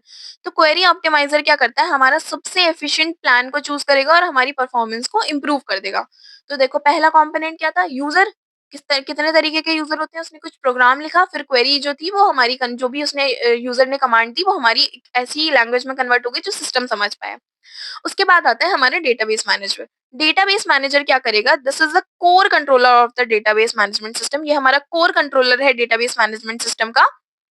इसके फंक्शन क्या क्या होते हैं, ऑथराइजेशन देखेगा, सिक्योरिटी देखेगा कि यूजर के पास कितनी परमिशन है किन किन चीजों की, ट्रांजैक्शन हमारी सही हो रही है, ट्रांजैक्शन में ऐसे प्रॉपर्टीज फॉलो हो रही है या फिर नहीं, कंकरेंसी कंट्रोल का मतलब मल्टीपल यूजर उसे हैंडल कर पा रहे हैं या फिर नहीं कर पा रहे हैं, रिकवरी अगर कोई फेलियर आ जाता है तो रिकवरी हो पा रही है या फिर नहीं हो पा रही है। ठीक है। अगला जो कंपोनेंट है वो है स्टोरेज मैनेजर। स्टोरेज मैनेजर, अब स्टोरेज से ही पता चल रहा है कि भाई स्टोरेज देखेगा ये तो उसके कंपोनेंट्स क्या क्या होते हैं, फाइल मैनेजर। फाइल मैनेजर में क्या करता है, वो हमारी फाइल्स को मैनेज करता है। बफर मैनेजर, बफर मैनेज में क्या करता है, हमारी डेटा को मैनेज करता है। जो भी हमारे मेन मेमोरी में डेटा होता है, बफर का काम ये होता है कि जो भी हमारे मेन मेमोरी में डेटा है उसे मैनेज करना। इंडेक्स मैनेजर क्या करेगा, हमारी स्पीड को बढ़ा देगा। अगर हमें स्पीड पता होगी तो इंडेक्स मतलब अगर हमें इंडेक्स पता होंगे तो हमारी स्पीड बहुत अच्छे से बढ़ जाएगी। डिस्क स्पेस मैनेजर एलोकेट करेगा स्टोरेज को।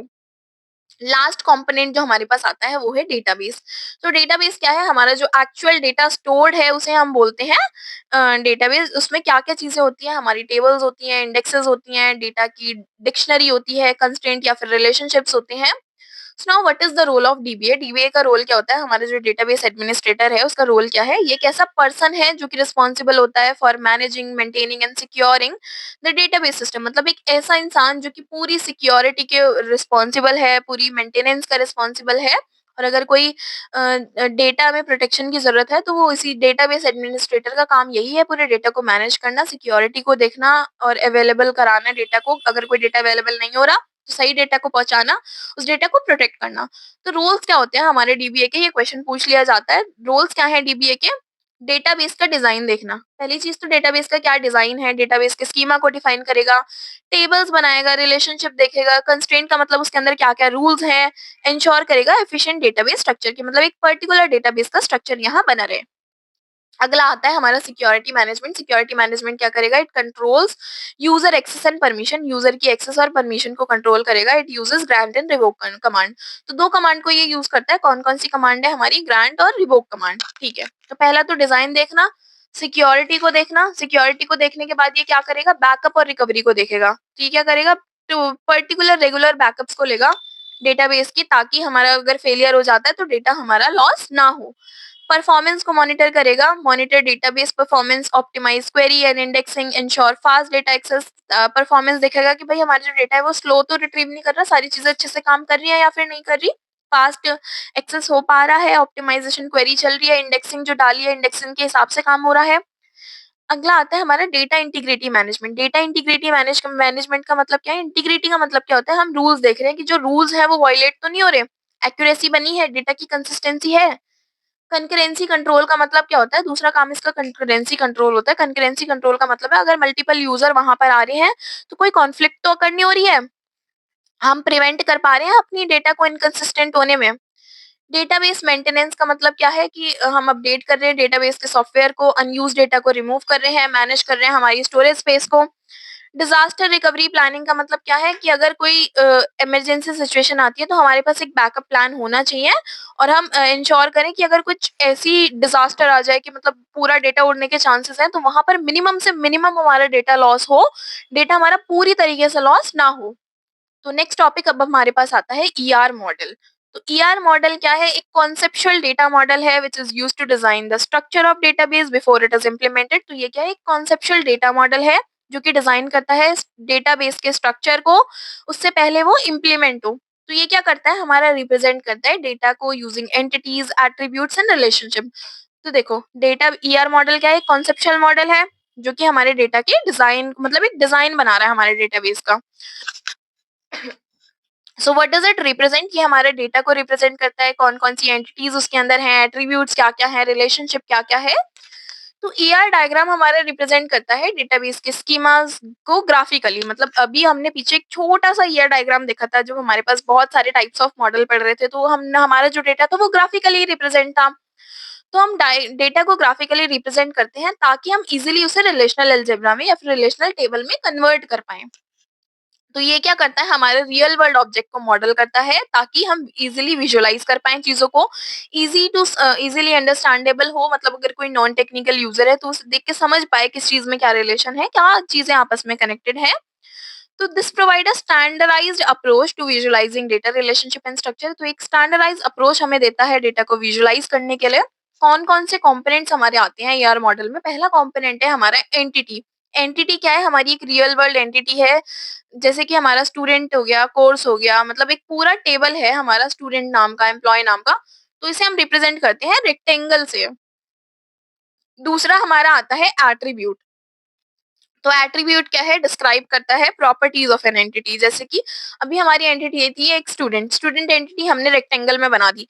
एट्रीब्यूट क्या है? मतलब स्टूडेंट के अंदर कोई रोल नंबर होगा, कुछ नाम होगा, उसकी कुछ एज होगी, उसके कुछ मार्क्स होंगे, तो उन उसके जो एट्रीब्यूट होते हैं एंटिटी के, जो उसकी प्रॉपर्टीज होती हैं उसे हम बोलते हैं एट्रीब्यूट्स। तो ये हमारे ओवल से रिप्रेजेंट होते हैं। अगला हमारे पास आता है रिलेशनशिप। रिलेशनशिप का मतलब क्या है? It shows how to or more entities are connected. तो ये हमें बताता है कैसे दो या फिर दो से ज्यादा एंटिटीज कनेक्ट होती हैं। स्टूडेंट एनरोल कर रहे हैं किसी कोर्स में, जैसे टीचर पढ़ा रही है किसी सब्जेक्ट को, तो ये हमारे रिलेशनशिप होते हैं, डायग्राम से रिप्रेजेंट होते हैं दो चीजों के बीच में। मतलब अगर हमारे पास दो एंटिटी हैं, स्टूडेंट और एम्प्लॉय, तो इनके बीच में कोई रिलेशनशिप होगा तो हम उसे डायमंड की शेप में रिप्रेजेंट करेंगे, उसका रिलेशनशिप हमें पता चलेगा। So now entity set. Entity set का मतलब क्या होता है? हमारे पास सिमिलर टाइप्स की एंटिटीज हैं, दो या दो से ज्यादा एंटिटीज जिनकी प्रॉपर्टीज सेम होती हैं, उनके पास सेम एट्रीब्यूट्स हैं और वो एट्रीब्यूट्स की सिमिलर प्रॉपर्टीज हैं, तो उसे हम बोलते हैं एंटिटी सेट। तो टाइप्स ऑफ एंटिटी क्या क्या क्या होती है? हमारे पास आती है दो तरह की एंटिटी। पहली एंटिटी को हम बोलते हैं स्ट्रॉन्ग एंटिटी और दूसरी को हम बोलते हैं वीक एंटिटी। तो स्ट्रॉन्ग एंटिटी का मतलब होता है हमारी रेगुलर एंटिटी, मतलब कि यहाँ पर हमारी खुद की प्राइमरी की है, ये एंटिटी किसी और एंटिटी पे डिपेंड नहीं है। मतलब अगर हमारे पास कोई टेबल है, जैसे कि हमारा कॉलेज नाम का कोई टेबल है, वो कॉलेज टेबल किसी और के ऊपर डिपेंडेंट नहीं है। एक एमी एग्जांपल दे रही हूँ, ऐसा हो सकता है कि वो डिपेंडेंट हो। कैरेक्टरिस्टिक्स क्या है कि इसमें प्राइमरी की होती है जो कि यूनिकली आइडेंटिफाई करती है हमारे पूरे टेबल को, किसी और एंटिटी पे ये चीज डिपेंड करती ही नहीं है। एग्जाम्पल हमने बोला कि स्टूडेंट जो है हमारी स्ट्रॉन्ग एंटिटी है, उसके अंदर रोल नंबर है, नाम है और मार्क्स है। वीक एंटिटी क्या है? हमारी जो दूसरी एंटिटी के ऊपर डिपेंडेंट हो, इसकी कोई प्राइमरी की नहीं होती है, ये पार्शियल की को यूज करती है। देखो प्राइमरी और पार्शियल कीज अभी आपको आगे जाके पता चल जाएगा ये क्या मैं बोल रही हूँ, क्योंकि टाइप्स ऑफ कीज आपके सिलेबस में है, वो मैं एक्सप्लेन करूंगी अच्छे से। एग्जाम्पल जैसे कि हमने बोल दिया एक डिपार्टमेंट था, ये डिपेंडेंट नहीं है, ये है डिपार्टमेंट। तो एक डिपार्टमेंट का जो है वो नाम, डिपार्टमेंट नेम, डिपार्टमेंट की एज, वो हमारे एम्प्लॉय के ऊपर डिपेंड है। मतलब एक एम्प्लॉय टेबल है, एक डिपार्टमेंट टेबल है, लेकिन ये पूरा डिपार्टमेंट टेबल है, वो हमारी डिपार्टमेंट वाली जो एंटिटी है वो हमारी एम्प्लॉय वाली एंटिटी के ऊपर डिपेंडेंट है। So now what are the types of attributes. अब हमारे पास ईआर मॉडल आ गया। अगर हम ईआर मॉडल पढ़ रहे हैं तो हमें टाइप्स ऑफ एट्रीब्यूट्स पता होने चाहिए। तो पहला जो टाइप ऑफ एट्रीब्यूट होता है वो होता है हमारे पास single valued attribute. Single valued attribute का मतलब क्या है कि एक एट्रीब्यूट ने एक सिंगल वैल्यू होल्ड कर रखी है एक पर्टिकुलर एंटिटी के लिए। Example, age of a person या फिर एम्प्लॉय आईडी हो गई। तो इसे हम रिप्रेजेंट करते हैं सिंगल एलिप्स से। जैसे कि हमारे पास मान लो एक स्टूडेंट टेबल था, स्टूडेंट टेबल में एक स्टूडेंट का नाम, तो एक सिंगल एट्रीब्यूट हो गया स्टूडेंट का नाम। तो वो क्या है, हमारी एक सिंगल एट्रीब्यूट हो गया। तो जैसे कि कोई टेबल थी उसके अंदर एज था, तो एज हमारा क्या था, एक सिंगल एट्रीब्यूट था, तो हमने एक सिंगल एलिप्स के अंदर इसे एनक्लोज कर दिया। तो अगर हम ईआर मॉडल बनाएंगे, देखो अब ईआर मॉडल की बात कर रहे हैं, ये एट्रीब्यूट्स आपको अच्छे से पता होने चाहिए। अगर ये पता होंगे तो ईआर मॉडल बहुत इजीली बना पाओगे। तो हमने एक एलिप्स में से एनक्लोज कर दिया। मल्टी वैल्यूड एट्रीब्यूट्स क्या होता है? मल्टी वैल्यूड एट्रीब्यूट्स मतलब जैसे कि हमारा फोन नंबर हो गया। अब हमारा फोन नंबर है, तो फोन नंबर एक से ज्यादा फोन नंबर भी हो सकते हैं इंसान के पास। तो इसे हम रिप्रेजेंट करते हैं डबल मतलब डबल एलिप्स बना देंगे। जैसे कि फोन नंबर है तो हमने बोल दिया एज जो है इंसान की, एज तो एक ही रहेगी, या फिर नाम है तो उसका एक ही नाम होगा। मतलब अगर आप कॉलेज में जा रहे हो तो आपका कॉलेज में जो रजिस्टर्ड नाम होगा एक ही तो नाम होगा। घर पे आपके चाहे 10 नाम हो, लेकिन कॉलेज है तो एक ही नाम होगा। चलो नाम भी छोड़ो, एज की बात कर लो। एज तो एक ही कांस्टेंट एज होगी ना, 10-10 एज तो नहीं हो सकती ना एक टाइम पे। तो मल्टीपल वैल्यूड क्या है कि यहाँ पर आपके पास एक ही एट्रीब्यूट, मतलब एक एट्रीब्यूट ज्यादा मल्टीपल वैल्यूज हो सकती हैं एक एट्रीब्यूट की। जैसे कि हमारा फोन नंबर है तो एक एक स्टूडेंट के 2 फोन नंबर भी हो सकते हैं। तो इसे हम डबल एलिप्स में रिप्रेजेंट करते हैं। सिंपल या फिर एटॉमिक एट्रीब्यूट क्या होता है हमारा, जो कि किसी और से डिराइव्ड ना हो पाए। जैसे कि अब हमारी डेट ऑफ बर्थ है, डेट ऑफ बर्थ है, ये किसी चीज से डिराइव्ड हो ही नहीं सकती। अगर हमारा नाम है, क्या हमारे नाम से हमारी डेट ऑफ बर्थ डिराइव हो सकती है? किसी चीज से डेट ऑफ बर्थ डिराइव हो सकती है? नहीं, किसी और चीज से हम डेट ऑफ बर्थ को डिराइव कर ही नहीं सकते। तो कौन कौन सी चीज होती हैं जो हमारी सेम सिंपल एट्रीब्यूट होती है? जैसे कि हमारा फर्स्ट नेम हो गया, फर्स्ट नेम हम किसी और नेम से डिराइव नहीं कर सकते। ठीक है, तो रिप्रेजेंटेशन क्या है, एक सिंगल ओवल से हम इसे रिप्रेजेंट करते हैं। जैसे कि हम सिंगल एट्रीब्यूट को रिप्रेजेंट करते कर रहे थे सिंपल तरीके से, हम इसे सिंपल एट्रीब्यूट को भी हम रिप्रेजेंट करते हैं। दूसरा आता है हमारे पास कंपोजिट एट्रीब्यूट। तो कंपोजिट एट्रीब्यूट का मतलब क्या है, जब हम एक चीज से एक चीज के बहुत सारे टाइप्स हो। जैसे कि देखो, मैं थ्योरी नहीं पढ़ा रही हूँ, थ्योरी पढ़ लेना, टाइम कम है इसलिए मैं आप लोगों को सिर्फ एग्जाम्पल की हेल्प से बता रही हूँ। जो एग्जाम्पल बता रही हूँ वही चीज थ्योरी में लिखी हुई है वैसे तो। तो कंपोजिट एट्रीब्यूट क्या है, जैसे कि हमारे पास एक एड्रेस है, एड्रेस हमारा खुद एक एट्रीब्यूट है। मतलब अगर हमारे पास एक स्टूडेंट टेबल है तो स्टूडेंट तो हमारी प्रॉपर एक एंटिटी है, उस एंटिटी के अंदर एक एट्रीब्यूट है एड्रेस। मतलब एड्रेस खुद एक एट्रीब्यूट है, लेकिन एड्रेस के अंदर अगर हमें कोई एड्रेस, हम अगर हम फॉर्म भी भरते हैं तो उसमें लिखा होता है एड्रेस वाले ऑप्शन होता है। एड्रेस के अंदर हमारे पास स्ट्रीट होती है, सिटी होती है, स्टेट होती है, कि क्या स्ट्रीट है, क्या सिट कौन सी सिटी है, कौन सी स्टेट है, या फिर जिप कोड होते हैं। तो कंपोजिट एट्रीब्यूट क्या होता है कि एक एट्रीब्यूट के अंदर सब एट्रीब्यूट्स है। मतलब एक एट्रीब्यूट सब एट्रीब्यूट्स को रिप्रेजेंट कर रहा है। तो देखो, सिंगल एट्रीब्यूट हमने पढ़ा, सिंगल वैल्यू रिप्रेजेंट कर रहा है। मल्टीपल एट्रीब्यूट मतलब दो वैल्यूज को रिप्रेजेंट कर रहा है, एक से ज्यादा वैल्यूज उसकी हो सकती हैं। सिंपल और जो सिंपल एट्रीब्यूट होता है या फिर एटॉमिक एट्रीब्यूट, मतलब किसी और चीज से वो डिराइव नहीं हो सकता। कंपोजिट का मतलब क्या है, इसके अंदर सब एट्रीब्यूट्स होते हैं। ठीक है, अब आता है हमारे पास की एट्रीब्यूट। की एट्रीब्यूट क्या है, जो हमारा यूनिकली आइडेंटिफाई करे। मतलब अगर हमारे पास एक स्टूडेंट टेबल है और हमने बोल दिया रोल नंबर जो है वो यूनिक वैल्यूज हैं, वो बिल्कुल चेंज नहीं हो सकती, वो यूनिकली आइडेंटिफाई करती हैं। तो की एट्रीब्यूट्स हम बोलते हैं उन यूनिक वैल्यूज को जो हमारी प्राइमरी की होती हैं। तो प्राइमरी की जो हमारी होती है उन्हें रिप्रेजेंट करने के लिए, उन एट्रीब्यूट्स को रिप्रेजेंट करने के लिए हम की एट्रीब्यूट्स को यूज करते हैं। तो की एट्रीब्यूट्स हमारे किस चीज से रिप्रेजेंट होते हैं, जैसे कि अगर हमारा रोल नंबर प्राइमरी की है, की एट्रीब्यूट है, तो हम इसके नीचे अंडरलाइन लगा देंगे। ओवल में तो रिप्रेजेंट करेंगे, एट्रीब्यूट्स का हम ओवल में रिप्रेजेंट करते हैं, ये तो आपको पता है, तो अंडरलाइन लगा देंगे। नॉन की एट्रीब्यूट में क्या होगा, अंडरलाइन नहीं लगाएंगे। जैसे कि अगर हमारा नाम है, नाम एक से ज्यादा बच्चों के भी सेम नाम हो सकते हैं, तो ये नॉन की एट्रीब्यूट है, प्राइमरी की नहीं है। तो मतलब जो हमारी प्राइमरी की नहीं होती उन्हें हम नॉन की एट्रीब्यूट बोलते हैं। बस एक डिफरेंस है, यहाँ पर हम अंडरलाइन नहीं लगाते हैं और की एट्रीब्यूट में हम अंडरलाइन लगा देते हैं। अगला आता है हमारे पास डिराइव्ड एट्रीब्यूट। तो डिराइव्ड एट्रीब्यूट क्या है, an attribute whose values can be derived from other. तो देखो, जो अभी हमने पीछे एक एट्रीब्यूट पढ़ा था सिंपल या फिर एटॉमिक एट्रीब्यूट, उसमें हम बोल रहे थे कि भाई ये डिराइव नहीं हो सकता, लेकिन डिराइव्ड एट्रीब्यूट का मतलब क्या है, ये डिराइव हो सकता है। जैसे कि अब हमारी एज है, एज को हम डिराइव कर सकते हैं। और एज को किस चीज से डिराइव कर सकते हैं, अगर हमें डेट ऑफ बर्थ पता है तो एज तो हम साफ साफ निकाल ही सकते हैं।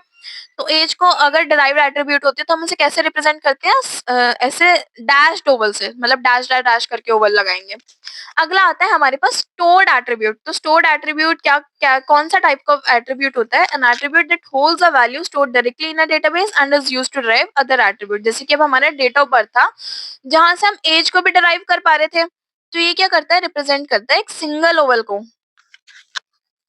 ठीक है, अगला आता है हमारे पास रिक्वायर्ड एट्रीब्यूट। रिक्वायर्ड एट्रीब्यूट का मतलब क्या है कि ये चीज तो हमें चाहिए ही चाहिए, ये वैल्यू मस्ट होनी चाहिए। रिक्वायर्ड से ही हमें पता चल रहा है कि भाई ये तो नेसेसरी वैल्यू है, इसके बिना काम ही नहीं चलेगा, ये तो हमें चाहिए ही चाहिए। इसे भी हम सिंगल ओवल से ही रिप्रेजेंट करते हैं। अगला आता है हमारे पास ऑप्शनल एट्रीब्यूट। ऑप्शनल एट्रीब्यूट क्या है? एन एट्रीब्यूट दैट मे और may not have a value for a particular entity. मतलब अगर मिडल, जैसे कि हमारे पास एक फॉर्म होता है, फॉर्म में होता है first name, middle name, last name, पर हर किसी का मिडल नेम नहीं होता, तो ये एक ऑप्शनल वैल्यू होती है, तो इसे हम बोलते हैं ऑप्शनल एट्रीब्यूट। तो हमने कौन कौन से एट्रीब्यूट पढ़े? पहले तो हमने पढ़ा सिंगल एट्रीब्यूट जो सिंगल वैल्यू को रिप्रेजेंट कर रहा है, फिर हमने पढ़ा मल्टीपल एट्रीब्यूट जो मल्टीपल वैल्यूज को रिप्रेजेंट कर रहा है, फिर हमने पढ़ा एटॉमिक जो किसी से डिराइव नहीं हो सकता, फिर हमने देखा एक डिराइव्ड भी होता है जो डिराइव कर सकता है, जो डिराइव्ड होता है, फिर हमने देखा कि भाई हमारे पास तो एक वो वाला भी था जिस मतलब एक एट्रीब्यूट है जो कि सब एट्रीब्यूट्स हम निकाल सकते हैं, फिर हमारे पास की एट्रीब्यूट्स भी थे जो कि प्राइमरी की को रिप्रेजेंट करते हैं, अंडरलाइन वाली फॉर्मेट में अंडरलाइन कर देते हैं प्राइमरी की को। फिर हमने देखा नॉन की एट्रीब्यूट्स भी थे, फिर हमने देखा स्टोर्ड एट्रीब्यूट भी थे, स्टोर्ड एट्रीब्यूट जिनकी हेल्प से हम डिराइव एट्रीब्यूट्स को निकालते हैं। फिर हमारे पास रिक्वायर्ड एट्रीब्यूट था। रिक्वायर्ड का मतलब ये चीज तो हमें चाहिए ही चाहिए। ऑप्शनल एट्रीब्यूट था मतलब ये तो ऑप्शनल है, चाहे आप दो या मत दो, काम हमारा चल जाएगा। So now we have relationship type और रिलेशनशिप का सेट। तो रिलेशनशिप टाइप क्या होती है? Relationship type define the logical association between two or more entities. मतलब दो या दो से ज्यादा एंटिटीज के बीच में क्या रिलेशनशिप है, उसे हम बोलते हैं अपना रिलेशनशिप से टाइप। तो it describe what kind of relationship exist between the actual data. तो ये क्या बताता है हमें कि कौन से टाइप का रिलेशनशिप एग्जिस्ट कर रहा है, लेकिन ये नहीं बताता एक्चुअल डेटा क्या है। मतलब ये हमें ये तो बता देगा इन एंटिटी के बीच में कोई रिलेशनशिप है, लेकिन उसका एक्चुअल डेटा नहीं रिवील करेगा। सो इसके की पॉइंट्स क्या है? Define the schema level. Schema level को डिफाइन करता है। It uses entity types. Entity types को यूज करता है, नॉट ओनली एंटिटी इंस्टेंस, ना कि एंटिटी के इंस्टेंस को। Shown using a diamond in year. तो ये डायमंड की हेल्प से शो करते हैं, हम रिलेशनशिप को डायमंड से मेंशन करते हैं। एग्जांपल हमारा स्टूडेंट एनरोल है कोर्स में, तो हम क्या करेंगे? एक स्टूडेंट है हमारा, हमने इसे रेक्टेंगल से करा, एक कोर्स है, ये भी रेक्टेंगल से है, तो एनरोल जो हमारी रिलेशनशिप है वो हम डायमंड से मेंशन कर देंगे। ठीक है, अगला आता है हमारे पास रिलेशनशिप सेट। रिलेशनशिप सेट का मतलब क्या है? ये हमारा कलेक्शन है एक्चुअल रिलेशनशिप्स का। देखो रिलेशनशिप टाइप में हम रिलेशनशिप बता रहे थे, लेकिन एक्चुअल डेटा को नहीं बता रहे थे। रिलेशनशिप सेट में क्या कर रहे हैं? हम रिलेशनशिप भी बता रहे हैं और एक्चुअल डेटा को भी बता रहे हैं कि क्या डेटा है। तो ये क्या करता है? हमारा रिप्रेजेंट करता है रियल डेटा को, नॉट जस्ट द डिजाइन। मतलब पूरे डेटा को बता रहा है, ना कि सिर्फ उसके डिजाइन को। की पॉइंट्स क्या है? Defined at the instance level. Instance level पर डिफाइन होता है, कंटेन एक्चुअल एंटिटी इंस्टेंसेस, मतलब एक्चुअल एंटिटी इसके अंदर होती है। टाइम टू टाइम हम इसे चेंज भी कर सकते हैं। So this is the diagram of relationship set, इसे देख लेना। Next is your degree of relationship set. Degree of relationship set का मतलब क्या है? It refers to the number of entity set participating in a relationship. मतलब कितने number of entities हैं जो पार्टिसिपेट कर रहे हैं रिलेशनशिप में। तो हमारे पास आती है, पहला आता है हमारे पास यूनरी रिलेशन। यूनरी रिलेशन का मतलब क्या है कि डिग्री जो है वो 1 है, इसे हम रिकर्सिव रिलेशन भी बोलते हैं। तो देखो रिलेशनशिप हमारा जो एग्जिस्ट कर रहा है वो सेम एंटिटी के अंदर रिप्रेजेंट होगा, मतलब एक ही एंटिटी है और उसी के अंदर रिलेशन है। तो entity is related to itself, मतलब एम्प्लॉय कोई एंटिटी है, वो खुद कोई दूसरे एम्प्लॉय को मैनेज कर रहा है। तो एक एम्प्लॉय सुपरवाइज कर रहा है दूसरे एम्प्लॉय को। एक ही मतलब एम्प्लॉय टेबल है और उसी के अंदर ये चीजें चल रही हैं, कोई दूसरी एंटिटी नहीं है, मतलब कोई स्टूडेंट एंटिटी नहीं है, कोई कोर्स एंटिटी, मतलब कोई डिफरेंट एंटिटी नहीं है, सेम एंटिटी के अंदर काम हो रहा है, सेम एंटिटी के अंदर रिलेशन है। तो एक एम्प्लॉय सुपरवाइज कर रहा है दूसरे एम्प्लॉय को, तो ये हमारा हो गया यूनरी रिलेशन। बाइनरी रिलेशनशिप की बात करें तो मतलब दो एंटिटीज के बीच में रिलेशन, जैसे कि स्टूडेंट ने एनरोल करा कोर्स में, टीचर ने पढ़ाया सब्जेक्ट, तो टीचर ने उस कोर्स को ही पढ़ाया। या फिर एक और एग्जांपल मैं आपको दूं, तो कोई स्टूडेंट है, वो कॉलेज में पढ़ता है, तो स्टूडेंट पूरी अलग एंटिटी है, कॉलेज पूरी अलग एंटिटी है, लेकिन इनके बीच में एक रिलेशनशिप है, क्या? Study in. तो स्टूडेंट पढ़ता है कॉलेज में। टर्नरी रिलेशनशिप की बात करें तो यहाँ डिग्री 3 है, मतलब 3 एंटिटी के बीच में यहाँ पर रिलेशनशिप है। ये हमारा टर्नरी बाइनरी में कन्वर्ट नहीं हो सकता। अगर कन्वर्ट होगा तो मतलब हमारे कुछ डेटा है वो लॉस हो रहा है, हम अपना डेटा को खो दे रहे हैं। एग्जाम्पल, जैसे कि कोई सप्लायर है, उसने प्रोजेक्ट के पार्ट हमें सप्लाईज करे, तो बहुत सारे हमारे पास पार्ट्स हो सकते हैं, अलग अलग चीजों के पार्ट हो सकते हैं, हार्डवेयर का पार्ट हो सकता है, हार्डवेयर का एक एंटिटी हो गई, सॉफ्टवेयर एक एंटिटी हो गई, या फिर कोई नॉर्मल क्राफ्ट वर्क हो गया, तो वो सारी चीजें उसके अंदर आ गई। या फिर एक और एग्जाम्पल मैं आपको दूं, तो एक प्रोजेक्ट असाइन करा गया प्रोजेक्ट मैनेजर को। प्रोजेक्ट था, देखो, एक प्रोजेक्ट असाइन करा प्रोजेक्ट मैनेजर को, प्रोजेक्ट मैनेजर ने एम्प्लॉयज को। तो प्रोजेक्ट मैनेजर ने प्रोजेक्ट को असाइन करा एम्प्लॉयज में। तो यहाँ पर 3 एंटिटी हमारे पास आई, प्रोजेक्ट मैनेजर की एंटिटी, प्रोजेक्ट की एंटिटी और एम्प्लॉय की एंटिटी, क्योंकि ये तीनों चीज तो सेम टेबल में थी नहीं, अलग-अलग टेबल में थी। अगला जो रिलेशनशिप हमारे पास आता है वो है एनरी रिलेशनशिप। एनरी रिलेशनशिप मतलब बहुत सारी 3 से ज्यादा यहाँ पर एंटिटी है और आपस में इनका कोई रिलेशन है। रेयर होता है ये, वैसे तो ज्यादातर 3 तक की हमारी चीजें होती हैं, ये तो रेयर ही होता है। जैसे कि डॉक्टर ने पेशेंट को हॉस्पिटल में प्रिस्क्रिप्शन दी मेडिसिन की, तो वो हमारा एक एग्जाम्पल यहाँ पर दे सकते हैं। मैपिंग कंस्ट्रेंट क्या होता है? It defines how many entities can participate in a relationship. तो ये हमें बताता है कितनी एंटिटीज हमारी पार्टिसिपेट करेंगी रिलेशनशिप में। They describe the relationship between two tables, दो टेबल्स के बीच में हमारे रिलेशनशिप बताता है। तो दो तरीके की कीज हमारे पास आती है। पहली की क्या है? हमारी कार्डिनलिटी रेशियो या फिर पार्टिसिपेशन कंस्ट्रेंट। तो कार्डिनलिटी रेशियो क्या हमें बताता है कि how many entities from one set can be related to another entity, मतलब एक एंटिटी दूसरी एंटिटी से कैसे रिलेटेड है। तो यहाँ पर हमारे पास अब एक्चुअल रिलेशनशिप्स आएंगे कि कौन कौन से तरीके के रिलेशनशिप होते हैं। तो देखो, पहला होता है 1 to 1, मतलब एक एंटिटी सेट ए है, वो दूसरे से रिलेट है। जैसे कि मैनेजर ने मैनेज करी ब्रांच, तो ये हो गया हमारा 1 to 1 रिलेशनशिप। अगला आता है हमारा 1 to many relationship. 1 to many relationship का मतलब क्या है कि one entity in set A can be related to many entities, मतलब एक एंटिटी जो है वो दूसरे बाकी सारी एंटिटीज से रिलेट हो सकती है, बट एंटिटी बी जो है वो सिर्फ ए एंटिटी से ही रिलेट होगी। जैसे कि ब्रांच है, ब्रांच मैनेज अकाउंट, तो एक ब्रांच ने मैनेज करी अकाउंट्स। अकाउंट्स तो बहुत सारे हो सकते हैं, तो ब्रांच ने बहुत सारे अकाउंट्स मैनेज करे, लेकिन अकाउंट जो है वो सिर्फ ब्रांच के ऊपर ही डिपेंडेंट है। अगला आता है हमारे पास many to one. Many to one मतलब बहुत सारी लोग हैं यहाँ पर। ए एंटिटी जो है, यहाँ पर बहुत सारी एंटिटीज हैं, लेकिन बी एंटिटी है वहां पर सिर्फ एक ही एंटिटी है। जैसे कि कस्टमर्स, बहुत सारे कस्टमर है, ओन्स अकाउंट, कस्टमर ने अकाउंट ओन करा, लेकिन हर एक कस्टमर का एक सिंगल अकाउंट होगा। तो यहाँ पर तो बहुत सारे कस्टमर्स हैं, लेकिन उनका एक ही अकाउंट है, अपना अपना अकाउंट देखेंगे, वो औरों का अकाउंट थोड़ी ना देख सकेंगे। मैनी टू मैनी रिलेशनशिप का मतलब है कि दोनों तरफ बहुत सारी एंटिटीज और आपस में कनेक्टेड है। जैसे कि स्टूडेंट एनरोल इन कोर्सेज, एक स्टूडेंट के पास एक से ज्यादा कोर्सेज भी हो सकते हैं। तो this is many to many. अगला हमारे जो कंस्ट्रेंट है वो होता है हमारा पार्टिसिपेशन कंस्ट्रेंट। पार्टिसिपेशन कंस्ट्रेंट क्या है? This tells us whether all entities और only some entities must participate in relationship, मतलब ये हमें बताता है कि क्या सारी एंटिटीज पार्टिसिपेट करेंगी या फिर सिर्फ थोड़ी सी ही एंटिटीज पार्टिसिपेट करेंगी हमारे रिलेशनशिप में। तो दो तरीके के पार्टिसिपेशन होते हैं। देखो, जो कार्डिनलिटी था वो तो हमें रिलेशनशिप बता रहा था 1 to 1, 1 to many, लेकिन जो पार्टिसिपेशन है ये हमें बता रहा है कि या तो सारी एंटिटी करेंगे या फिर कुछ एंटिटी करेंगे, उनके बीच में क्या रिलेशनशिप है। तो दो तरीके के होते हैं। एक तो टोटल, टोटल का मतलब है सारी एंटिटीज ने पार्टिसिपेट करा, जिसे हम डबल लाइन से रिप्रेजेंट करते हैं। तो एम्प्लॉयज और डिपार्टमेंट के बीच में अगर एक पार्टिसिपेशन है, मतलब सारे एम्प्लॉयज, एक उस डिपार्टमेंट के सारे एम्प्लॉयज ने पार्टिसिपेट करा, तो हम डबल लाइन से रिप्रेजेंट कर देंगे। दूसरा हमारे पास आता है पार्शियल पार्टिसिपेशन। पार्शियल पार्टिसिपेशन का मतलब है कि कुछ एंटिटीज ने पार्टिसिपेट करा, तो हम इसे सिंगल लाइन से रिप्रेजेंट करते हैं। जैसे कि स्टूडेंट ने को स्टूडेंट और कोर्स का हो गया। सो नाउ कीज इन डीबीएमएस, भाई बहुत इंपॉर्टेंट है कीज, ये बिल्कुल मत छोड़ देना।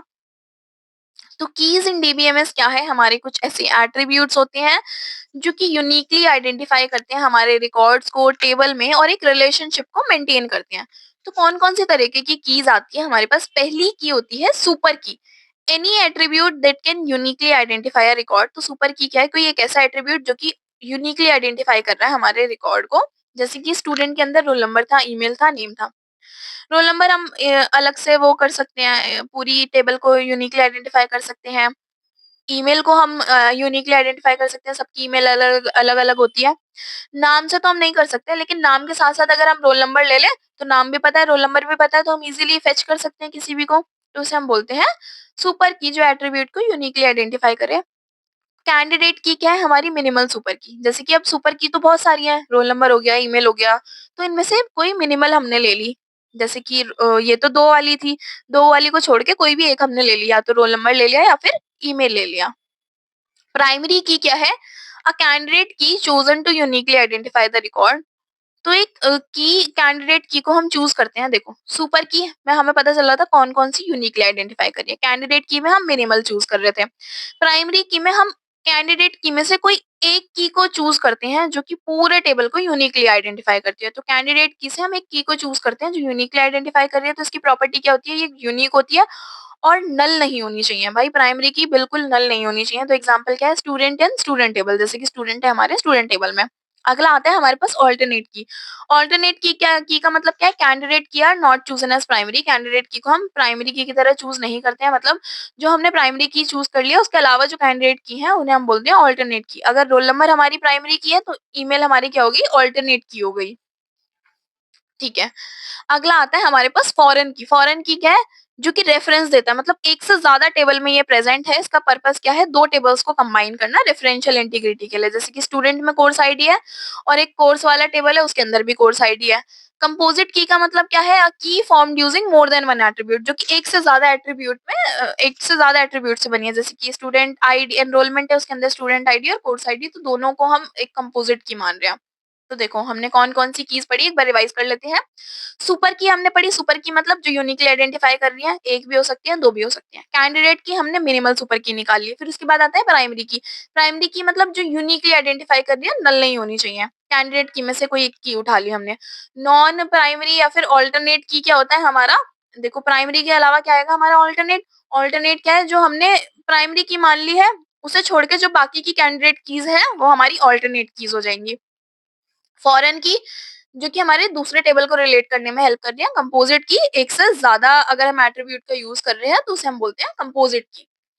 सो now next come is your EER model. EER model क्या है? एक एडवांस वर्जन है हमारा ईआर मॉडल का। जो भी हमने ईआर मॉडल पढ़ा, एंटिटी रिलेशन मॉडल पढ़ा, तो उसी का ही एक एडवांस वर्जन है। ये क्या करता है? हमारे बहुत सारे सीमेटिक डिटेल्स को ऐड कर देता है, रिप्रेजेंट करता है कॉम्प्लेक्स और रियल वर्ल्ड सिचुएशन को बहुत ज्यादा एक्यूरेटली। तो ईईआर मॉडल क्या करता है? एक्सटेंड करता है बेसिक ईआर मॉडल्स को। तो इसके अंदर कुछ टाइप्स होते हैं हमारे पास। पहला आता है सब क्लास एंड सुपर क्लास। तो सुपर क्लास क्या है? एक जनरल एंटिटी है। सब क्लास क्या है? जो सुपर क्लास से डिराइव्ड हुई है। जैसे कि सुपर क्लास क्या करता है? हमारी इनहेरिट कर देता है सारी प्रॉपर्टीज को। तो देखो सुपर क्लास क्या है? हमारे पास एम्प्लॉय है, एम्प्लॉय के अंदर उसकी आईडी है, नाम है, सैलरी है। सब क्लास क्या है? टीचर्स हैं, सब्जेक्ट है, क्लर्क है और उसके अंदर डिपार्टमेंट है। तो चलो एक और एग्जांपल से मैं आपको डायग्राम से समझा देती हूँ। सुपरविजन था, एक सुपरविजन है, उसके अंदर क्लर्क भी है, असिस्टेंट भी काम करते हैं और एचआर भी काम करते हैं। मान लो आपका कॉलेज है, कॉलेज के अंदर क्लर्क भी काम कर रहे हैं, असिस्टेंट भी काम कर रहे हैं और एचआर भी काम कर रहे हैं।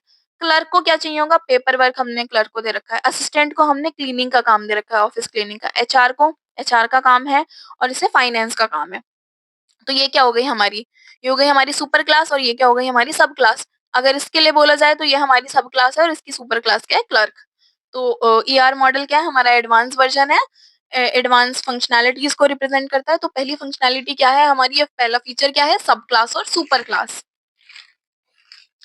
अगर हम बात करें दूसरी इसकी प्रॉपर्टी की, ये भी पूछ लिया जाता है क्वेश्चन। दूसरी प्रॉपर्टी है स्पेशलाइजेशन। स्पेशलाइजेशन क्या है? हमारी एक टॉप डाउन अप्रोच है। मतलब हम डिवाइड कर रहे हैं हायर लेवल एंटिटी को लोअर लेवल एंटिटी में बेस्ड ऑन डिस्टिंग्विश कैरेक्टरिस्टिक्स। तो कुछ कैरेक्टरिस्टिक्स के बेसिस पर हम डिफाइन करते हैं। जैसे कि एग्जाम्पल से समझते हैं। डिग्री है, बीटेक या फिर एमटेक। मतलब हमने बोल दिया डिग्री है, बीटेक या एमटेक। डिग्री तो है, अब कौन सी डिग्री है, बीटेक या एमटेक, वो हमें बाद में पता चलेगी। ठीक है। तो इसके दो टाइप होते हैं, डिसजॉइंट और ओवरलैपिंग। डिसजॉइंट क्या होता है? Entity belong to only one sub class. तो डिसजॉइंट में जब एक ही एंटिटी हमारी सिर्फ एक ही सब क्लास में बिलोंग कर रही होती है। ओवरलैपिंग का मतलब क्या है? एंटिटी जो है वो हमारी बिलोंग कर रही है मल्टीपल सब क्लासेस में। अगला आता है हमारे पास जनरलाइजेशन। जनरलाइजेशन का मतलब क्या है? ये हमारा एक बॉटम अप अप्रोच है। ये क्या करता है? कंबाइन करता है सिमिलर लोअर लेवल एंटिटीज को इनटू हायर लेवल एंटिटीज। मतलब स्पेशलाइजेशन का जस्ट अपोजिट है, वो हमारा higher level to lower level कर रहा था, लेकिन ये लो लेवल से हाई लेवल करता है। जैसे कि अब हमारी कार और बाइक है और दोनों ही व्हीकल है। तो अब हमें पता कैसे चलेगा व्हीकल जो है कौन सी है, कार है या बाइक है? मतलब अगर हमें बोलना है व्हीकल, कार या बाइक, तो हम एक सेलेक्ट करेंगे और फिर हमें पता चल जाएगा ये व्हीकल है। ठीक है, नेक्स्ट आता है हमारे पास इनहेरिटेंस। इनहेरिटेंस का मतलब क्या है कि सब क्लास ने इनहेरिट कर ली प्रॉपर्टीज। एग्जाम्पल, टीचर ने इनहेरिट करी एम्प्लॉय की आईडी, नाम फ्रॉम एम्प्लॉय। तो एम्प्लॉय था, एम्प्लॉय के अंदर एम्प्लॉय की आईडी थी, नेम था। टीचर ने उसे मतलब अगर हमने एक टीचर वाली एंटिटी बनाई तो टीचर के पास एम्प्लॉय की आईडी भी आ गई, नाम भी आ गया और टीचर की सैलरी उसके अंदर है जो टीचर के पास थी, वो वाली चीजें भी आ गई। और अगर वो उसका सब क्लास है तो वो अपनी उसकी भी प्रॉपर्टीज को इनहेरिट कर लेगा। अगला आता है हमारे पास एग्रीगेशन। एग्रीगेशन का मतलब क्या है? ये रिप्रेजेंट करता है रिलेशनशिप बिटवीन द रिलेशनशिप्स। मतलब अगर दो रिलेशनशिप्स हैं तो उनके बीच में एक रिलेशनशिप हमें बता रहा है। So it treats a relationship as a higher level entity. तो रिलेशनशिप को एक हायर लेवल एंटिटी की तरह काम बताता है। जैसे कि हमारा एक एम्प्लॉय है, वो काम कर रहा है किसी प्रोजेक्ट पर और वो मैनेज कर रहा है, मैनेजर उसे मैनेज कर रहा है उस काम को। तो यहाँ पर मैंने सारी चीजें करा दी हैं। देखो आपका एक टॉपिक रह गया है, ईआर मॉडल कैसे बनाते हैं, उसकी मैं अगली वीडियो लेकर आ रही हूँ क्योंकि ये वन शॉट हो चुकी है बहुत ज्यादा लंबी। तो नेक्स्ट वीडियो में अभी जस्ट आपको इस वीडियो के बाद वो वीडियो मिल जाएगी। ईआर मॉडल पूछा जाता है तो प्लीज प्लीज प्लीज उसे तो जरूर देख ही लेना, ईआर मॉडल को। Thank you.